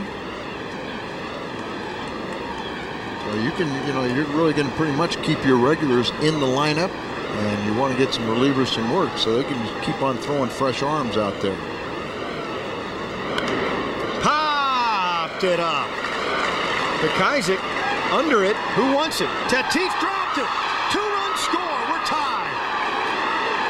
Bekajcik was there calling it. Tatis came running over. McGwire and McEwing were also there. And Tatis stumbled and dropped it, and we're tied 3-3. And how about that? You could see that coming, that everyone kind of looking at everybody else. You see him go up. This is where Bekajcik right now has to set the tone. Somebody's got to call for it. But where's Bekajcik just standing right there? He complicates the situation also. Mark's either got to catch it, call it and catch it, although he should have stepped out of the way and directed traffic, right? You know, really what you do is as a pitcher, you really want one of your position players. The ball's so high, you want one of your position players. But you'll pick Tatis, it's yours. Or usually your first baseman, one of the two on the corner. But when Mark just standing right there, he really kind of sends mixed signals to his corners, and nobody's taking charge. You sometimes physically have to grab some. See, McGwire's looking right at Tatis. It looks like Tatis wants it, but with Bekajcik standing right there, he has it. He has a feeling for it until he runs into Bekajcik, and that throws him off balance. Well, I'll tell you, Al, here in the last month of the year, last 6 weeks of the season, we've been excited about the offense again. We've been excited about the way the pitching's come around. But one thing that has continued to plague the Cardinals, and they've got to figure a way to make it better for next year, is the defense. It's been shabby, consistently shabby all year. Very true. And I mean, do you score that a double and 2 RBIs? Got to be an E5, does it not? Why? Yeah. Because they normally don't charge the guy giving a shoulder block the air. I mean, it would be in many ways unfair because Pekajic did get in his way, but they don't usually give an error that way. There's an error on the board. I didn't see the scoring, but they had to score an error. No, but your point's well taken. E5. If you want to blame it on somebody, if you need to say, now, why was this caused? Mark didn't direct traffic, or it didn't appear to. He may have been yelling, but even if he was, he didn't get out of the way. Ball that high, you want one of your corner guys. They have time to get there. Mm-hmm. Everybody was standing near the mound. Nobody really got on it. Now Cabrera walks, and the bases are loaded. Sure, Shane Andrews probably pounds the bat down. He's mad, puts his head down, just kind of a token run, and now can't believe it. Here I go.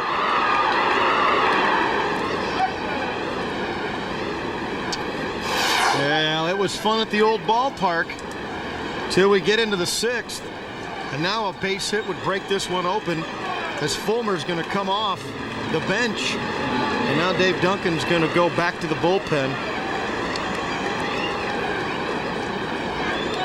as Brad Fulmer, good-looking rookie hitter, comes in.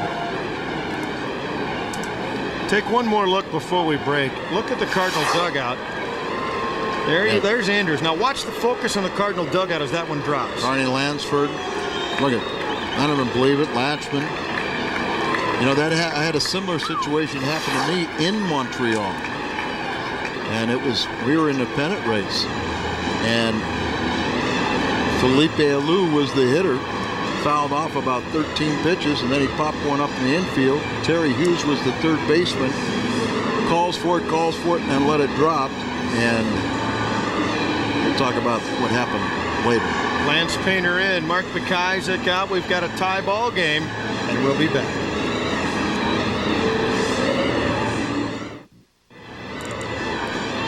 Back in St. Louis, a tie ball game. We're having a whole bunch of fun, and this has still been an exciting, dramatic day as Mark McGwire has hit home run number 67 to regain the lead in the chase with Sosa. However, it would be more fun if the Cardinals would win, and Lance Painter comes in a tough situation. There are two away, but the lead runs are on, and I say runs plural. The bases are loaded, and shabby defense once again has victimized the Cardinals. Lance Painter's coming in for the 65th time. He has 20 holds. That leads the ball club. 47 innings, less hits than each pitch, and 39 strikeouts. But you can see how helpful it is to have more than one left-hander in your bullpen with the job that Eversgerd did earlier in this inning. F.P. Santangelo is the pinch hitter as Alou pulls Fulmer back. Santangelo is one of those hard-nosed, scrappy players, only hitting .212, but he is 2 for 6 as a pinch hitter. One of those kind of guys that may not have the most talent, but does whatever it takes to win. Speaking of winning, in Houston, the Astros and the Cubs are tied, 1-1. Line drive, actually a little looping fly ball. That will score 1 run.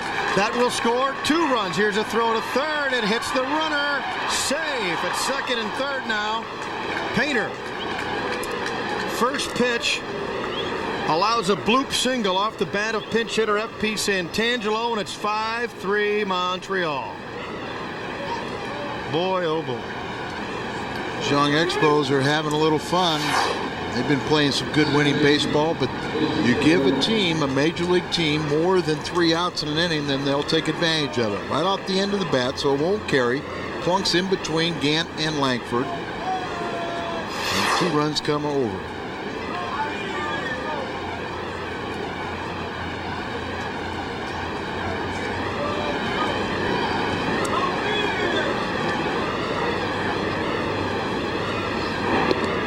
And that one gets away from Marrero. Another run will score. And I think right there that Marrero was crossed up. So they're talking about it right now. Marrero's looking for one pitch. He throws a breaking ball. Game 162.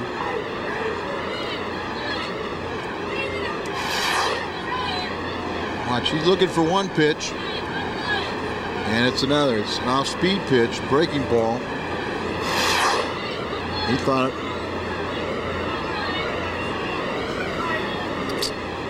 Yep, this is not the way the thing's supposed to work this late in the year. Getting crossed up, letting balls roll away, letting pop flies drop.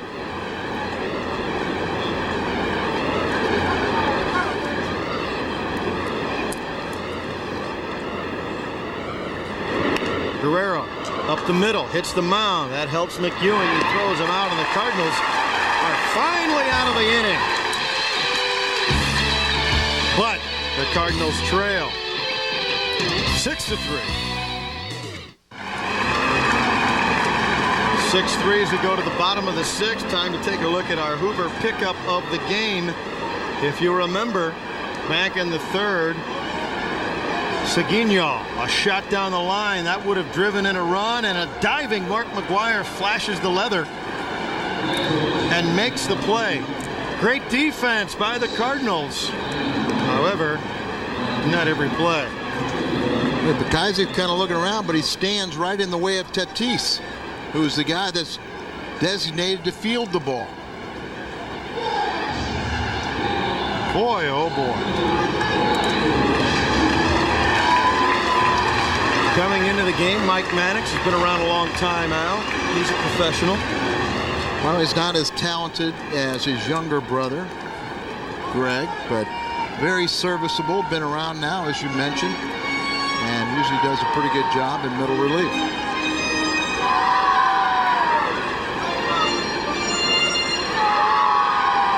There you see the Expos dugout take advantage of the Cardinals.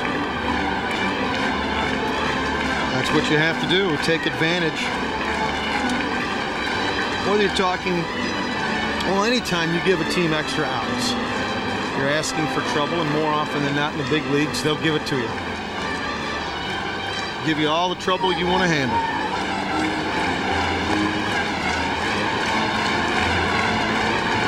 Ray Langford to lead it off for the Cardinals.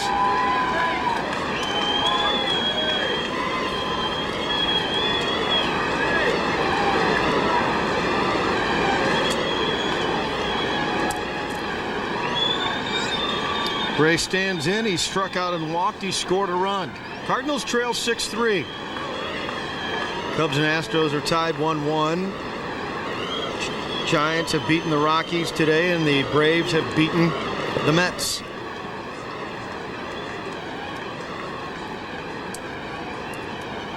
Langford, Gatt, and Tatis due up.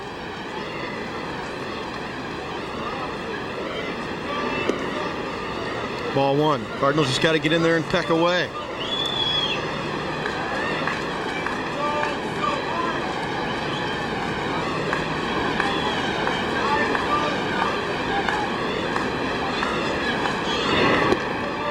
Called strike on the outside corner.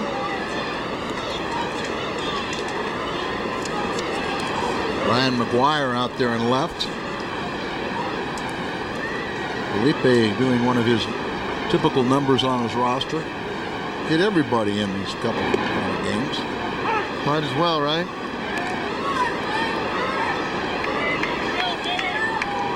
Felipe, you know, I mean, you always got to be ready. You never leave your glove or your bat in the locker room because you've done a good job. 1-2 pitch. Swing and a miss. He busted the curveball in on his hands, and he struck him out. Felipe, a fun guy. I played against him, played for him in winter ball down the Dominican. He was just starting his managerial career. Played with Matty.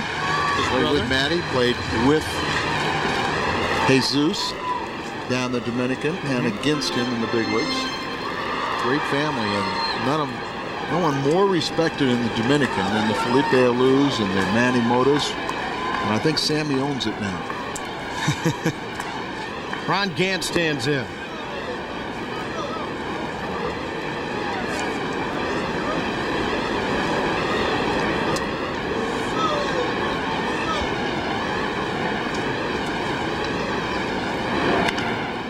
Well hit, but right at Shane Andrews. He put it on the ground, and Shane throws him out. 2 up and 2 down.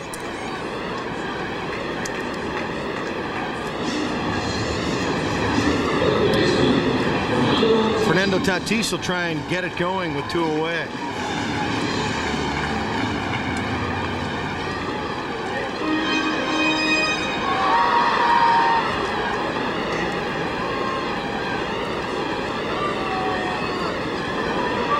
Shadows over about 2/3 of the ballpark now. Ball 1 to Tatis. Fernando struck out and walked. Lights are turned on at Busch Stadium, but still too light for them to really take effect. Outside. But this is the time when most of them take batting practice. See if we can get some BP hacks in here.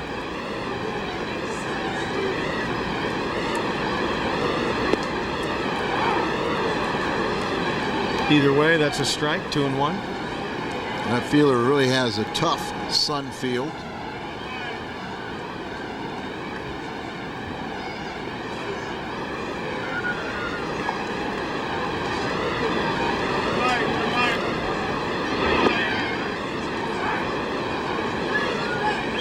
Breaking pitch at the knees, 2-2.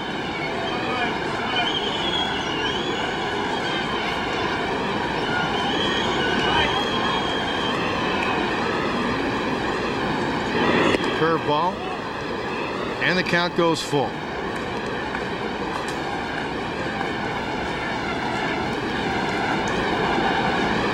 Tatis 0 for 1 today, 2 for 8 in the series.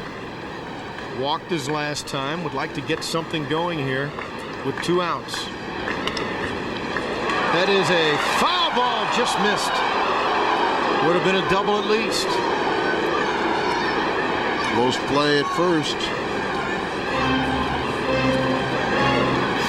St. Louis and Rich Rieker on the first base line. He's the closest one to it. Right at his feet.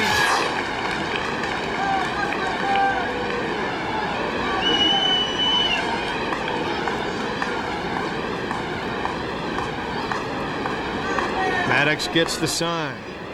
You want to come inside to him. Fouls off to stay alive.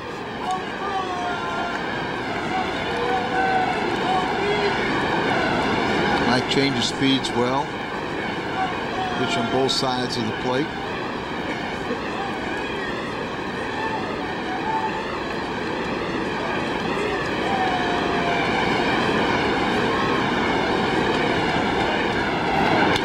Line drive, base hit. Fernando Tatis. That gets into the gap. He makes the turn. He heads for second. Here's the throw. Safe. Fernando Tatis with a 2-out double.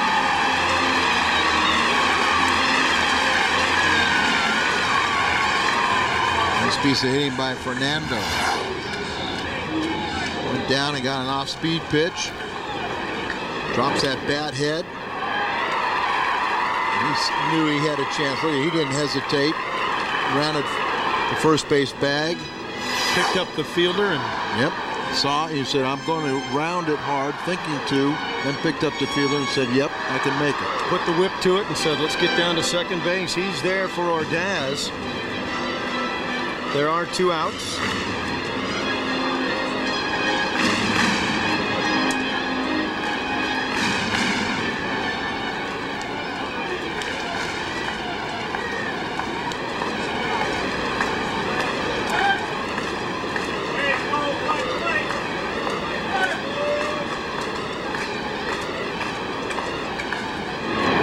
Curveball, little blooper. Terry Jones comes in. It hung up for the speedy center fielder. So the Cardinals manage a double, but nothing more. And as we head to the 7th, Montreal leads at 6-3.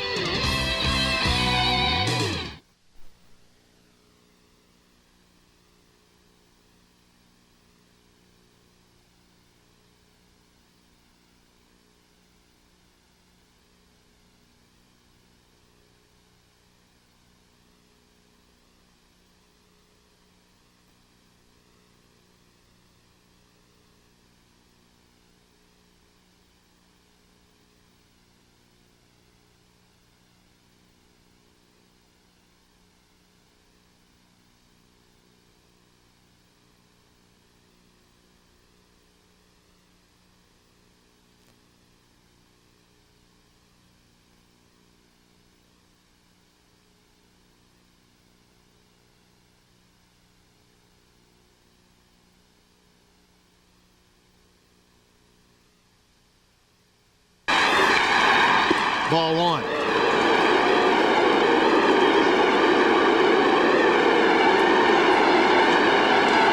J.D. Drew has already hit and driven in a run. They're saying boo to Kirk Bullinger. Called strike. Matt guessing wrong on that pitch. 86 miles an hour.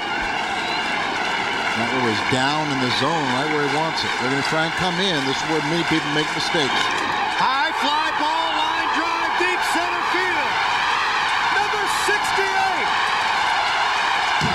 No man has ever hit more in a single season.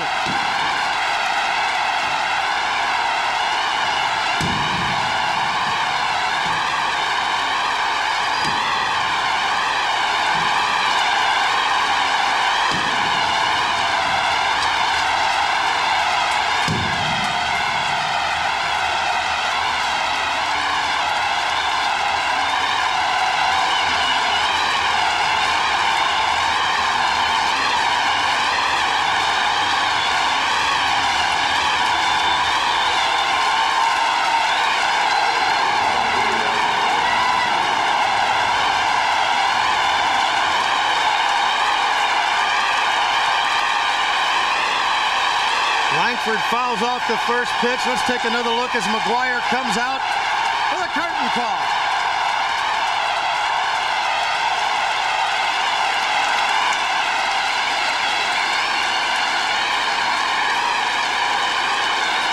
Oh, 1 pitch.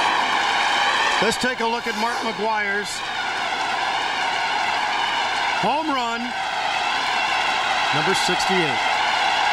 Wanted to come in there, and he did not get it where he wanted. A lot of people make mistakes at, but also you got a low ball pitcher pitching to a low ball hitter. Langford gets a base hit. Remember, we have a tie score now, thanks to McGwire's 2-run home run. He tied the game, and you know, Al, you practically called that home run pitch. You saw it because you saw where he'd set up. Saw where he set up, and guys today don't have the ability to hit those spots. And you're also, because you got a low ball guy, you're going to go up and in. And when you miss out over the plate and you've got the ball down, that's sitting there saying, I'm going to hurt you. And talking about getting hurt, I don't want to be at the end of that pile. Proof positive that we have the best seat in the house. Ron Gant to continue the 2-out fun. It all started with 2 away. Throw over and back in time. With 2 outs, rookie Joe McEwing doubled. Then rookie J.D. Drew singled him in. Then McGwire. Now these fans are starting to be pretty good experts on knowing when McGwire gets one. He knew it right away. Great shot of McGwire. 111 miles an hour. That's going out. Runner going, throw down. Ray Langford with a stolen base. Number 26 on the year for Ray Langford. At 111 miles an hour on the radar board, if that was registering anything, it was the velocity of the ball going out off the bat off of McGwire, not coming in. No question. 2 homers, 3 RBIs on the day for McGwire. He gave the Cardinals the lead. He's tied the game up after the Expos took the lead.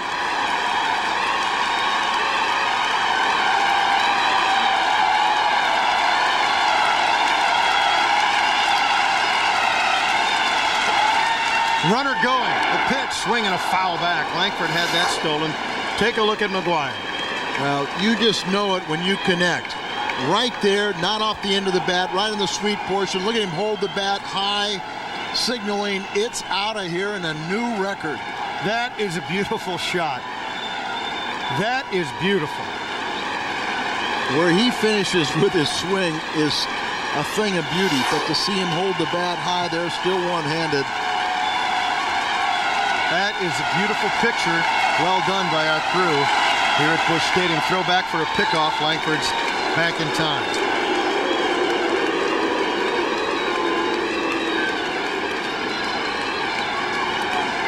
No balls, 2 strikes to Ron Gant. 2 outs in the inning. The Cardinals have tied it. A base hit would give the Redbirds a lead. Bollinger looks in. The pitch. Just missed. Take another look at home run number 68. It should go down and finish high.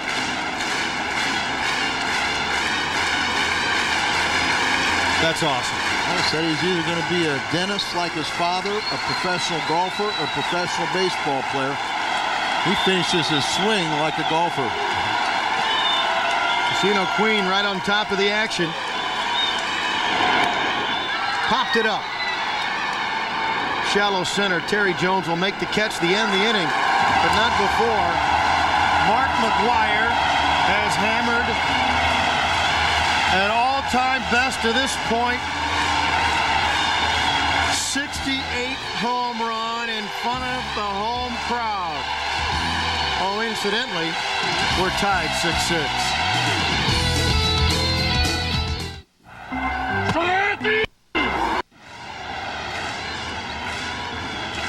McGwire's hit 67 and 68. Sit back and enjoy 5 different looks at what might turn out to be the all-time home run record, knock on wood.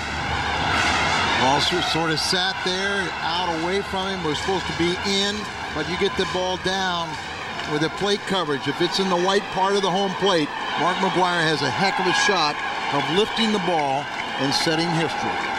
435 feet away, that's the distance.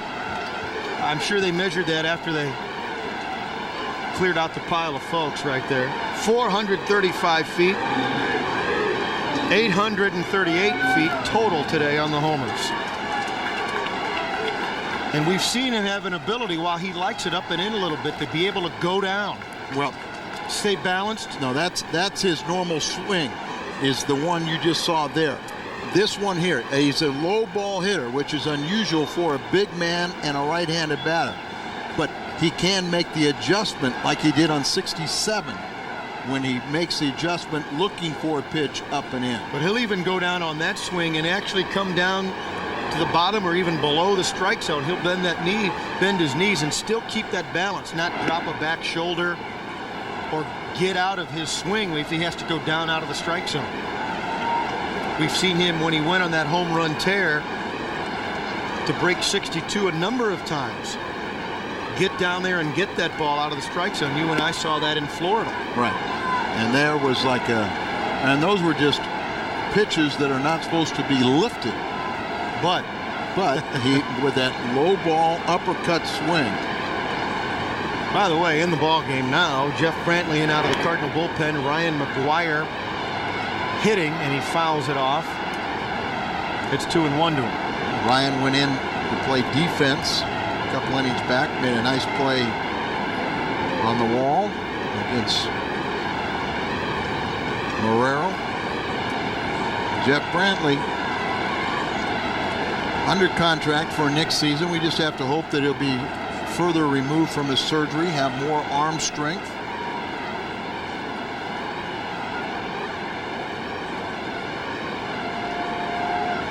Pitch.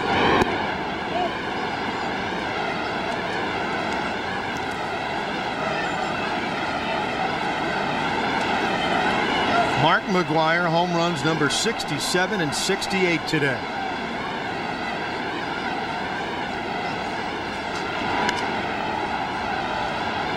I tell you, Al, it's just what a season, and moments like those we've seen today. For guys who've seen a lot of baseball, you a lot more than me, but it just leaves you awestruck. Well, and I'll tell you one thing. He's paid his salary. He's a bargain. And McGwire with a leadoff walk. You hate to get yourself in more trouble now. Boy, oh boy, you hate to see this happen. Jeff Brantley had fanned 23 batters in his last 16 outings, covering 20 2/3 innings. And he has an excellent strikeout walk ratio. Yeah, I mean, the only negative is the home runs allowed. Yeah. He's 3-to-1 strikeout walks. It's spectacular. Hitters only 222 off of him. Again, spectacular. certainly very, very good. Bob Henley stands in, taps it foul. A warm, breezy day in late September. Has Mark McGwire set the all-time home run record? We'll know in about 24 hours.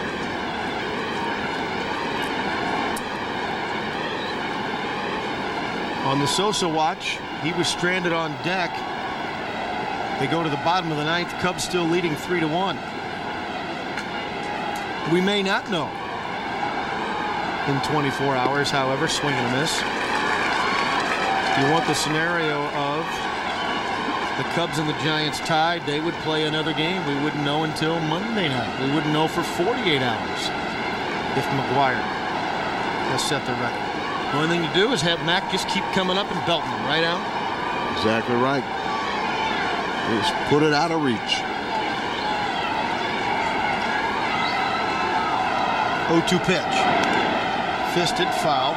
We'll do it again. Bob, I know the scenario for a 3-team playoff, but if the Giants and Cubs were to end in a tie, who gets the home field? I would like to say I have that memorized, Al, but you would know that I was lying. I would not lie to you, unless, of course, I thought I could get away with it. I will look it up for you. Inside, 1-2. I know I just read that.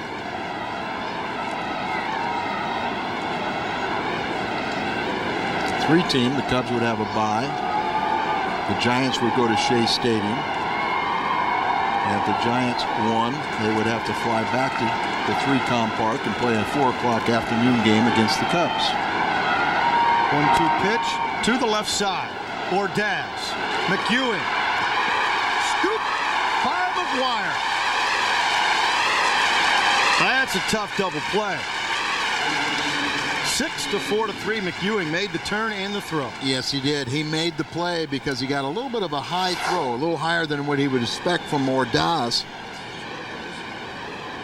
Right up there, you want it more chest high, so he had to go up, come down, and still really get rid of it very quickly with something on the line. And the throw. Second base umpire Joe West elected not to not call the runner safe at second. It looked to me like McEwen didn't touch the bag. We've seen Polanco victimized by not touching the bag on double plays.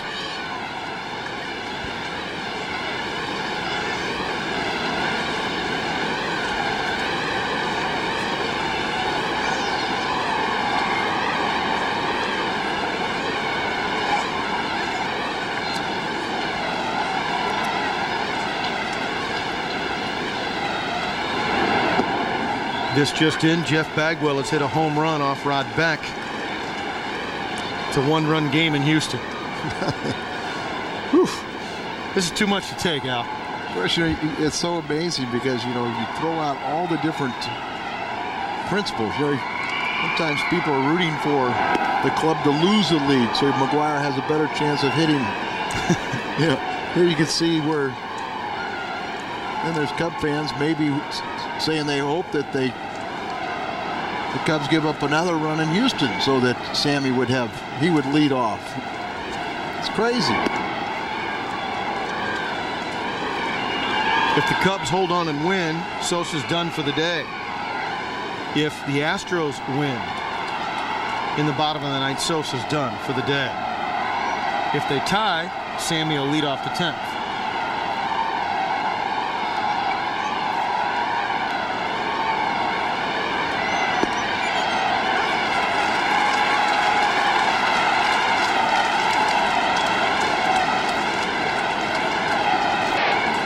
Three balls, 2 strikes to Shane Andrews, who's homered and hit that disastrous pop-up at the pitcher's mound that changed this game. Payoff pitch from Brantley. Pop back this way, out of play. We'll do it again.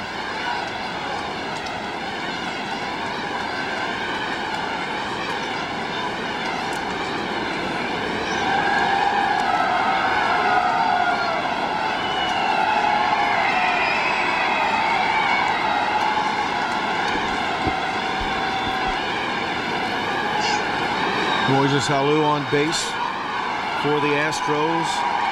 Houston tries to continue their rally against Chicago. Brantley trying to foil Shane Andrews. He just gets a piece of that one. Trying to get out of the inning and get the Cardinals into the bottom of the 8th in a tie game.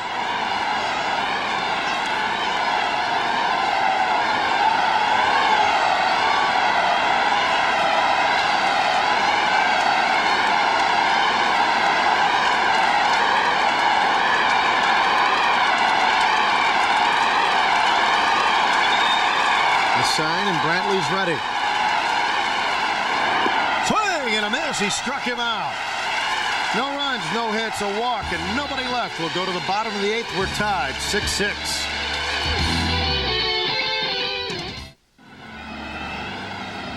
Take a look at our Bud Light game summary. The score is 6-6, and the only other thing you need to know: Mark McGwire, a pair of blasts, number 67 and number 68. Give him a 2-run lead in the all-time home run leadership for one season. That all-time race, I should say. Back in the 4th, a 1-out, 403-foot homer. And then with 2 away, in the 7th, McGwire hit one 435 feet in the left field bleachers for number 68 and to tie the ball game. His first homer today gave the Cardinals a lead. His second tied it up. And there is your leader.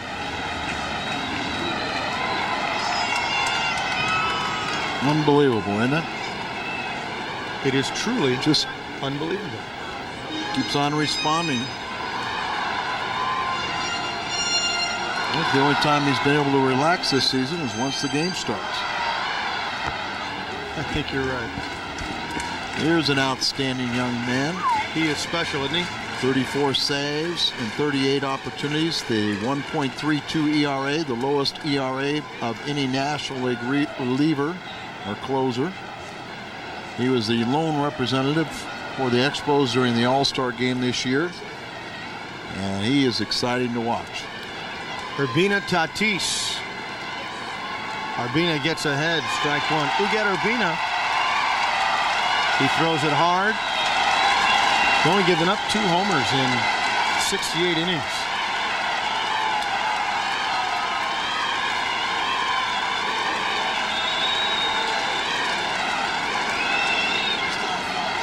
Well, he was the closer last year, right from the get-go, and he had never acquired a save in his professional career.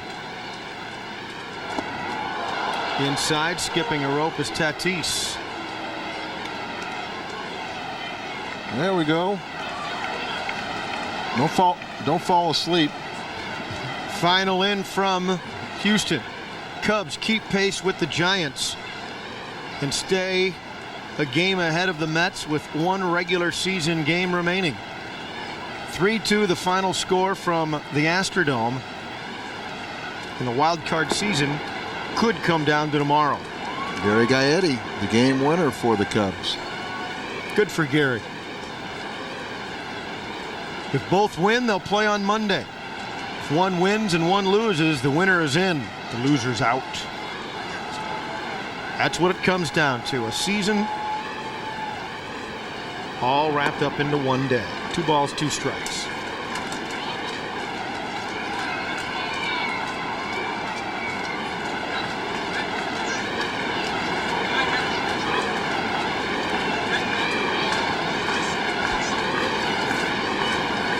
Three-two pitch, popped it up right side. Should get out of play and does. Crazy way to end that game in Houston. The Astros probably not too pleased from what we hear. We'll get to see it along with you right now. This just a play just completing. Umpire Eric Gregg called that runner out for running out of the baseline. And that ended the ball game. A 1-run game. Isn't it human instincts that somebody's trying to tag you try to avoid it? Now, it doesn't really have, as Tatis walks, doesn't really play a factor because Atlanta's going to have the best record, Houston the second best, and San Diego the third best. However, quite frankly, Cubs fans, like you were pointing out earlier, probably hoping Houston ties it so Sammy can get another at bat. Well, I also know that, Moises Alou, after the home run by Bagwell, hit a double. Right. So the tying run had to be either second or third on that play. Interesting. If he doesn't call him that, he scores on the ball that hits the runner in the back to tie the game. Ordaz the bunt. It's a beauty. Sacrifice is good. And after a leadoff walk, Ordaz sacrifices Tatis to second in the scoring position. Wait. I guess he thinks Marrero didn't get him. Don't know if we'll be able to tell from this angle either. Looks like he got him, but point is he's on the bench with a punch out. I think Marrero kind of tried to follow through, and it might have been his balance. Mordecai going on contact. He's running hard. Tries to go around the tag. See, when Marrero kind of went back like that, it makes you believe he couldn't get him, but Brian Gorman, the home plate umpire, said yes, he did. Still a one-run game. Jones on at first. Candidate to run with Seguinho standing in. Fernando Seguinho, 1 for 4 today. 4 for 12 in the series. Switch hitter, better hitter from the left side.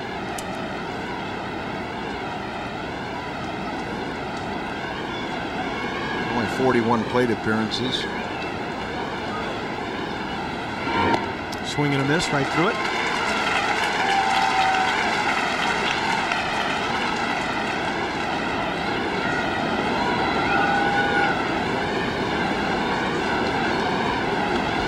Top of the order due up for the Cardinals in the bottom of the 9th.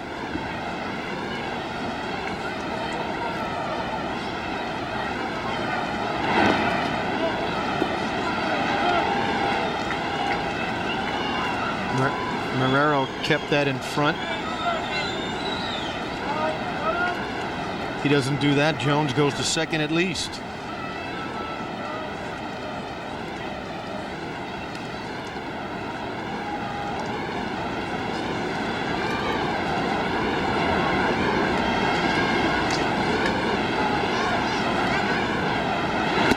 Swing and a miss. Strike 2. Updating on the wild card race, the Mets lost. The Giants and Cubs won. They're tied for the wild card with the Mets a game back and 1 game left in the regular season.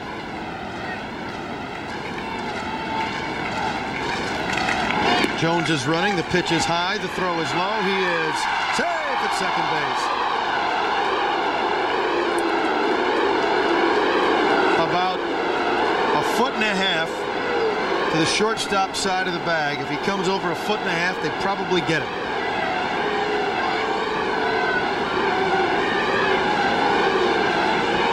Joe West not happy with a young middle infielder showing his displeasure, and he was safe. Clearly safe to jump up like that.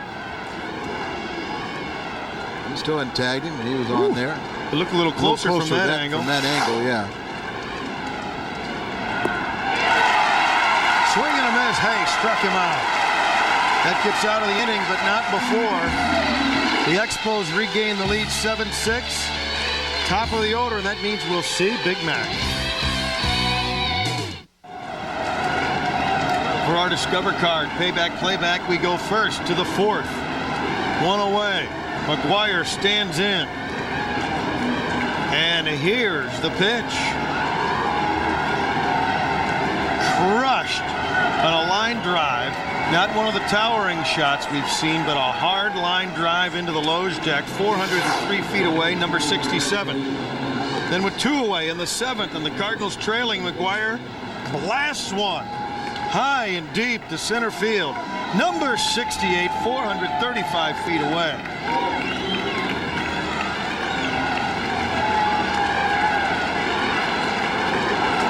An ugly scrum in left center field, but McGwire will hit third this inning. We go to the 9th, top of the order. The Expos have the lead 7-6.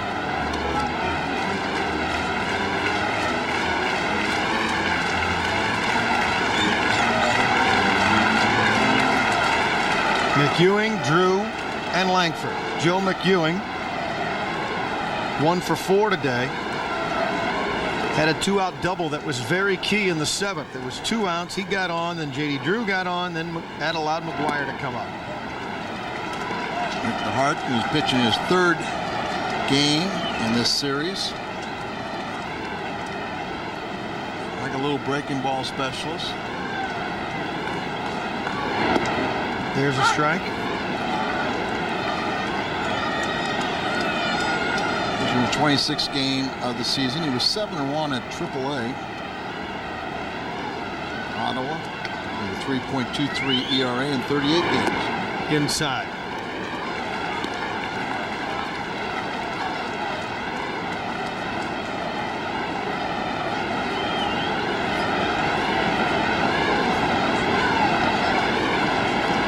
Two-one pitch. Grounder up the middle. Scooped by Cabrera. Throws it off the bag, but he made the tag. Good play by Seguinho. He came off and made the play, and a wild throw from Cabrera, 1 down. It is. Goes up the middle. Sidearm underthrows. Sails up the line.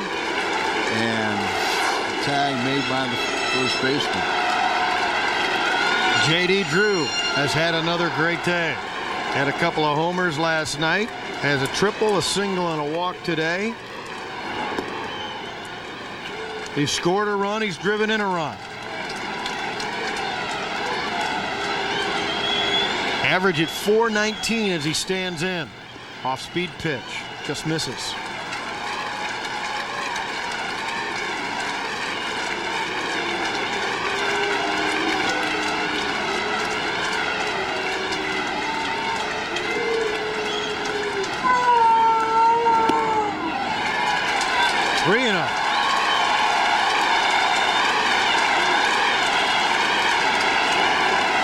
JD does not fear left-handed pitchers at all. And is very patient. Has a good feel for the strike zone. Taking all the way.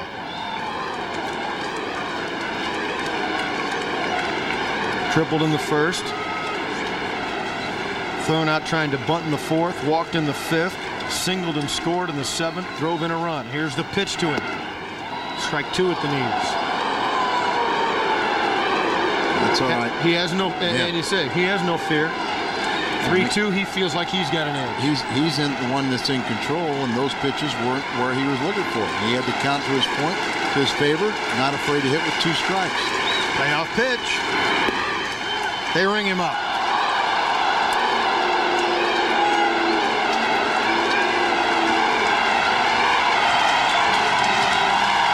Here comes baseball's all-time single-season home run leader to this point.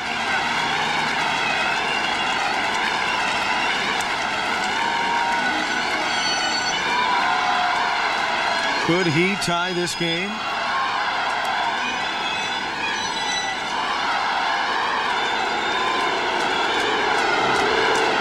They'll switch the balls. Felipe is calling time to come out here.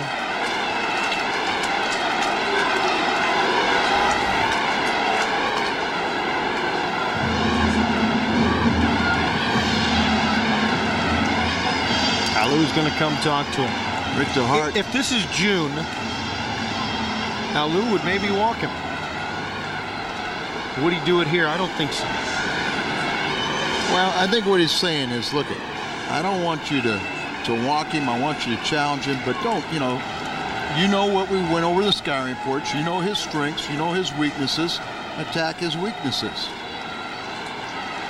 There's also something that's been, a lot of pitchers have had to deal with the pressure. What happens if I hit McGwire or Sosa in an effort to try and get him out? They're going to come in. They're going to come in on him. Swing and a foul back. McGwire's hit 2 today. If you come in and get the ball up above his hands, he has to totally abandon his normal swing. He almost has to say, okay, I will concede everything away to you. He did that with Hermanson on the first one. Off speed, just misses.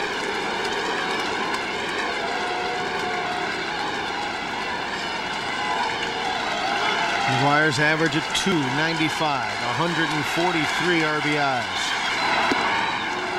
2-1. 2 for 4 today, 5 for 11 in the series. Mark McGwire. You know, it does stand to reason that, you know, you got Ray Lankford, a great hitter, but a left-hander behind him. How do you let McGwire beat you? Fouled back this way. And if you're a manager, how do you let McGwire beat you in a one-run game? And there's 2 outs, nobody on base, and the lefty-lefty matchup right behind him.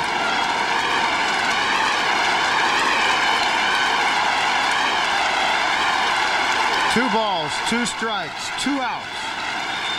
Here's the pitch. Full count.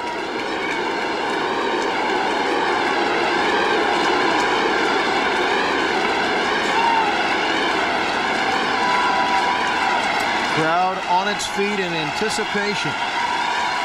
Payoff pitch to Mark McGwire. Ground ball to third. Andrews makes the long throw and he's out. Ball game. The Expos win it 7-6.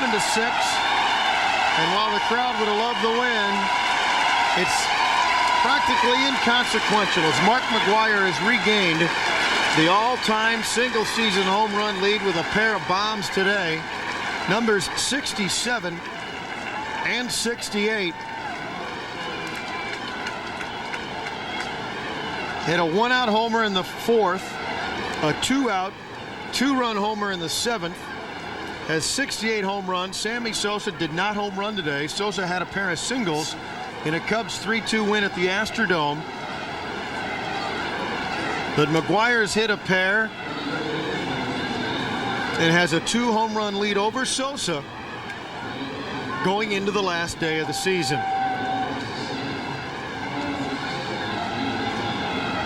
Much of the crowd staying on hand, just soaking it all in, and they'll slowly start to leave, knowing that they can come back one more day. As you look at the scoreboard that for most St. Louis fans really counts at this point, McGwire has regained the lead and quite frankly has hit 3 unanswered home runs to Sosa. Sammy had taken the lead yesterday.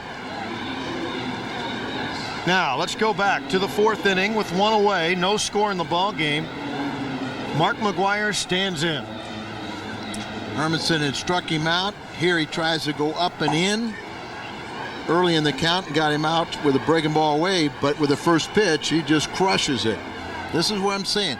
He will sometimes concede and say, I think they're going to duplicate that same pitch. I will abandon the outer half of the plate. I'll look for a pitch up and in, and he jumped on it. Then, with 2 away, 1 run in, Cardinals were trailing by 2. Tried to trick him, dropped down a little sidearm from Kirk Bollinger, and he left it out over the plate and with it patented downward chop. Now, McGwire, for a home run hitter and a right-hander, not to, he's a low ball hitter. And there was his patented swing where he comes down on the ball, lifts the bat high, and 111 miles an hour is the ball going out, not coming in. That is the beautiful fluid swing that you see of McGwire so much of the time on the low pitch. But it shows you that he has matured as a hitter where he can make adjustments both on the balls up in the zone and balls that are still down. What a beautiful scene right there. We pointed it out. It was unique for his home runs. He held on to that bat, relishing in the moment himself. The crowd beside themselves. 2 home runs today. 7-6, the final score, 67-68 for Mark McGwire.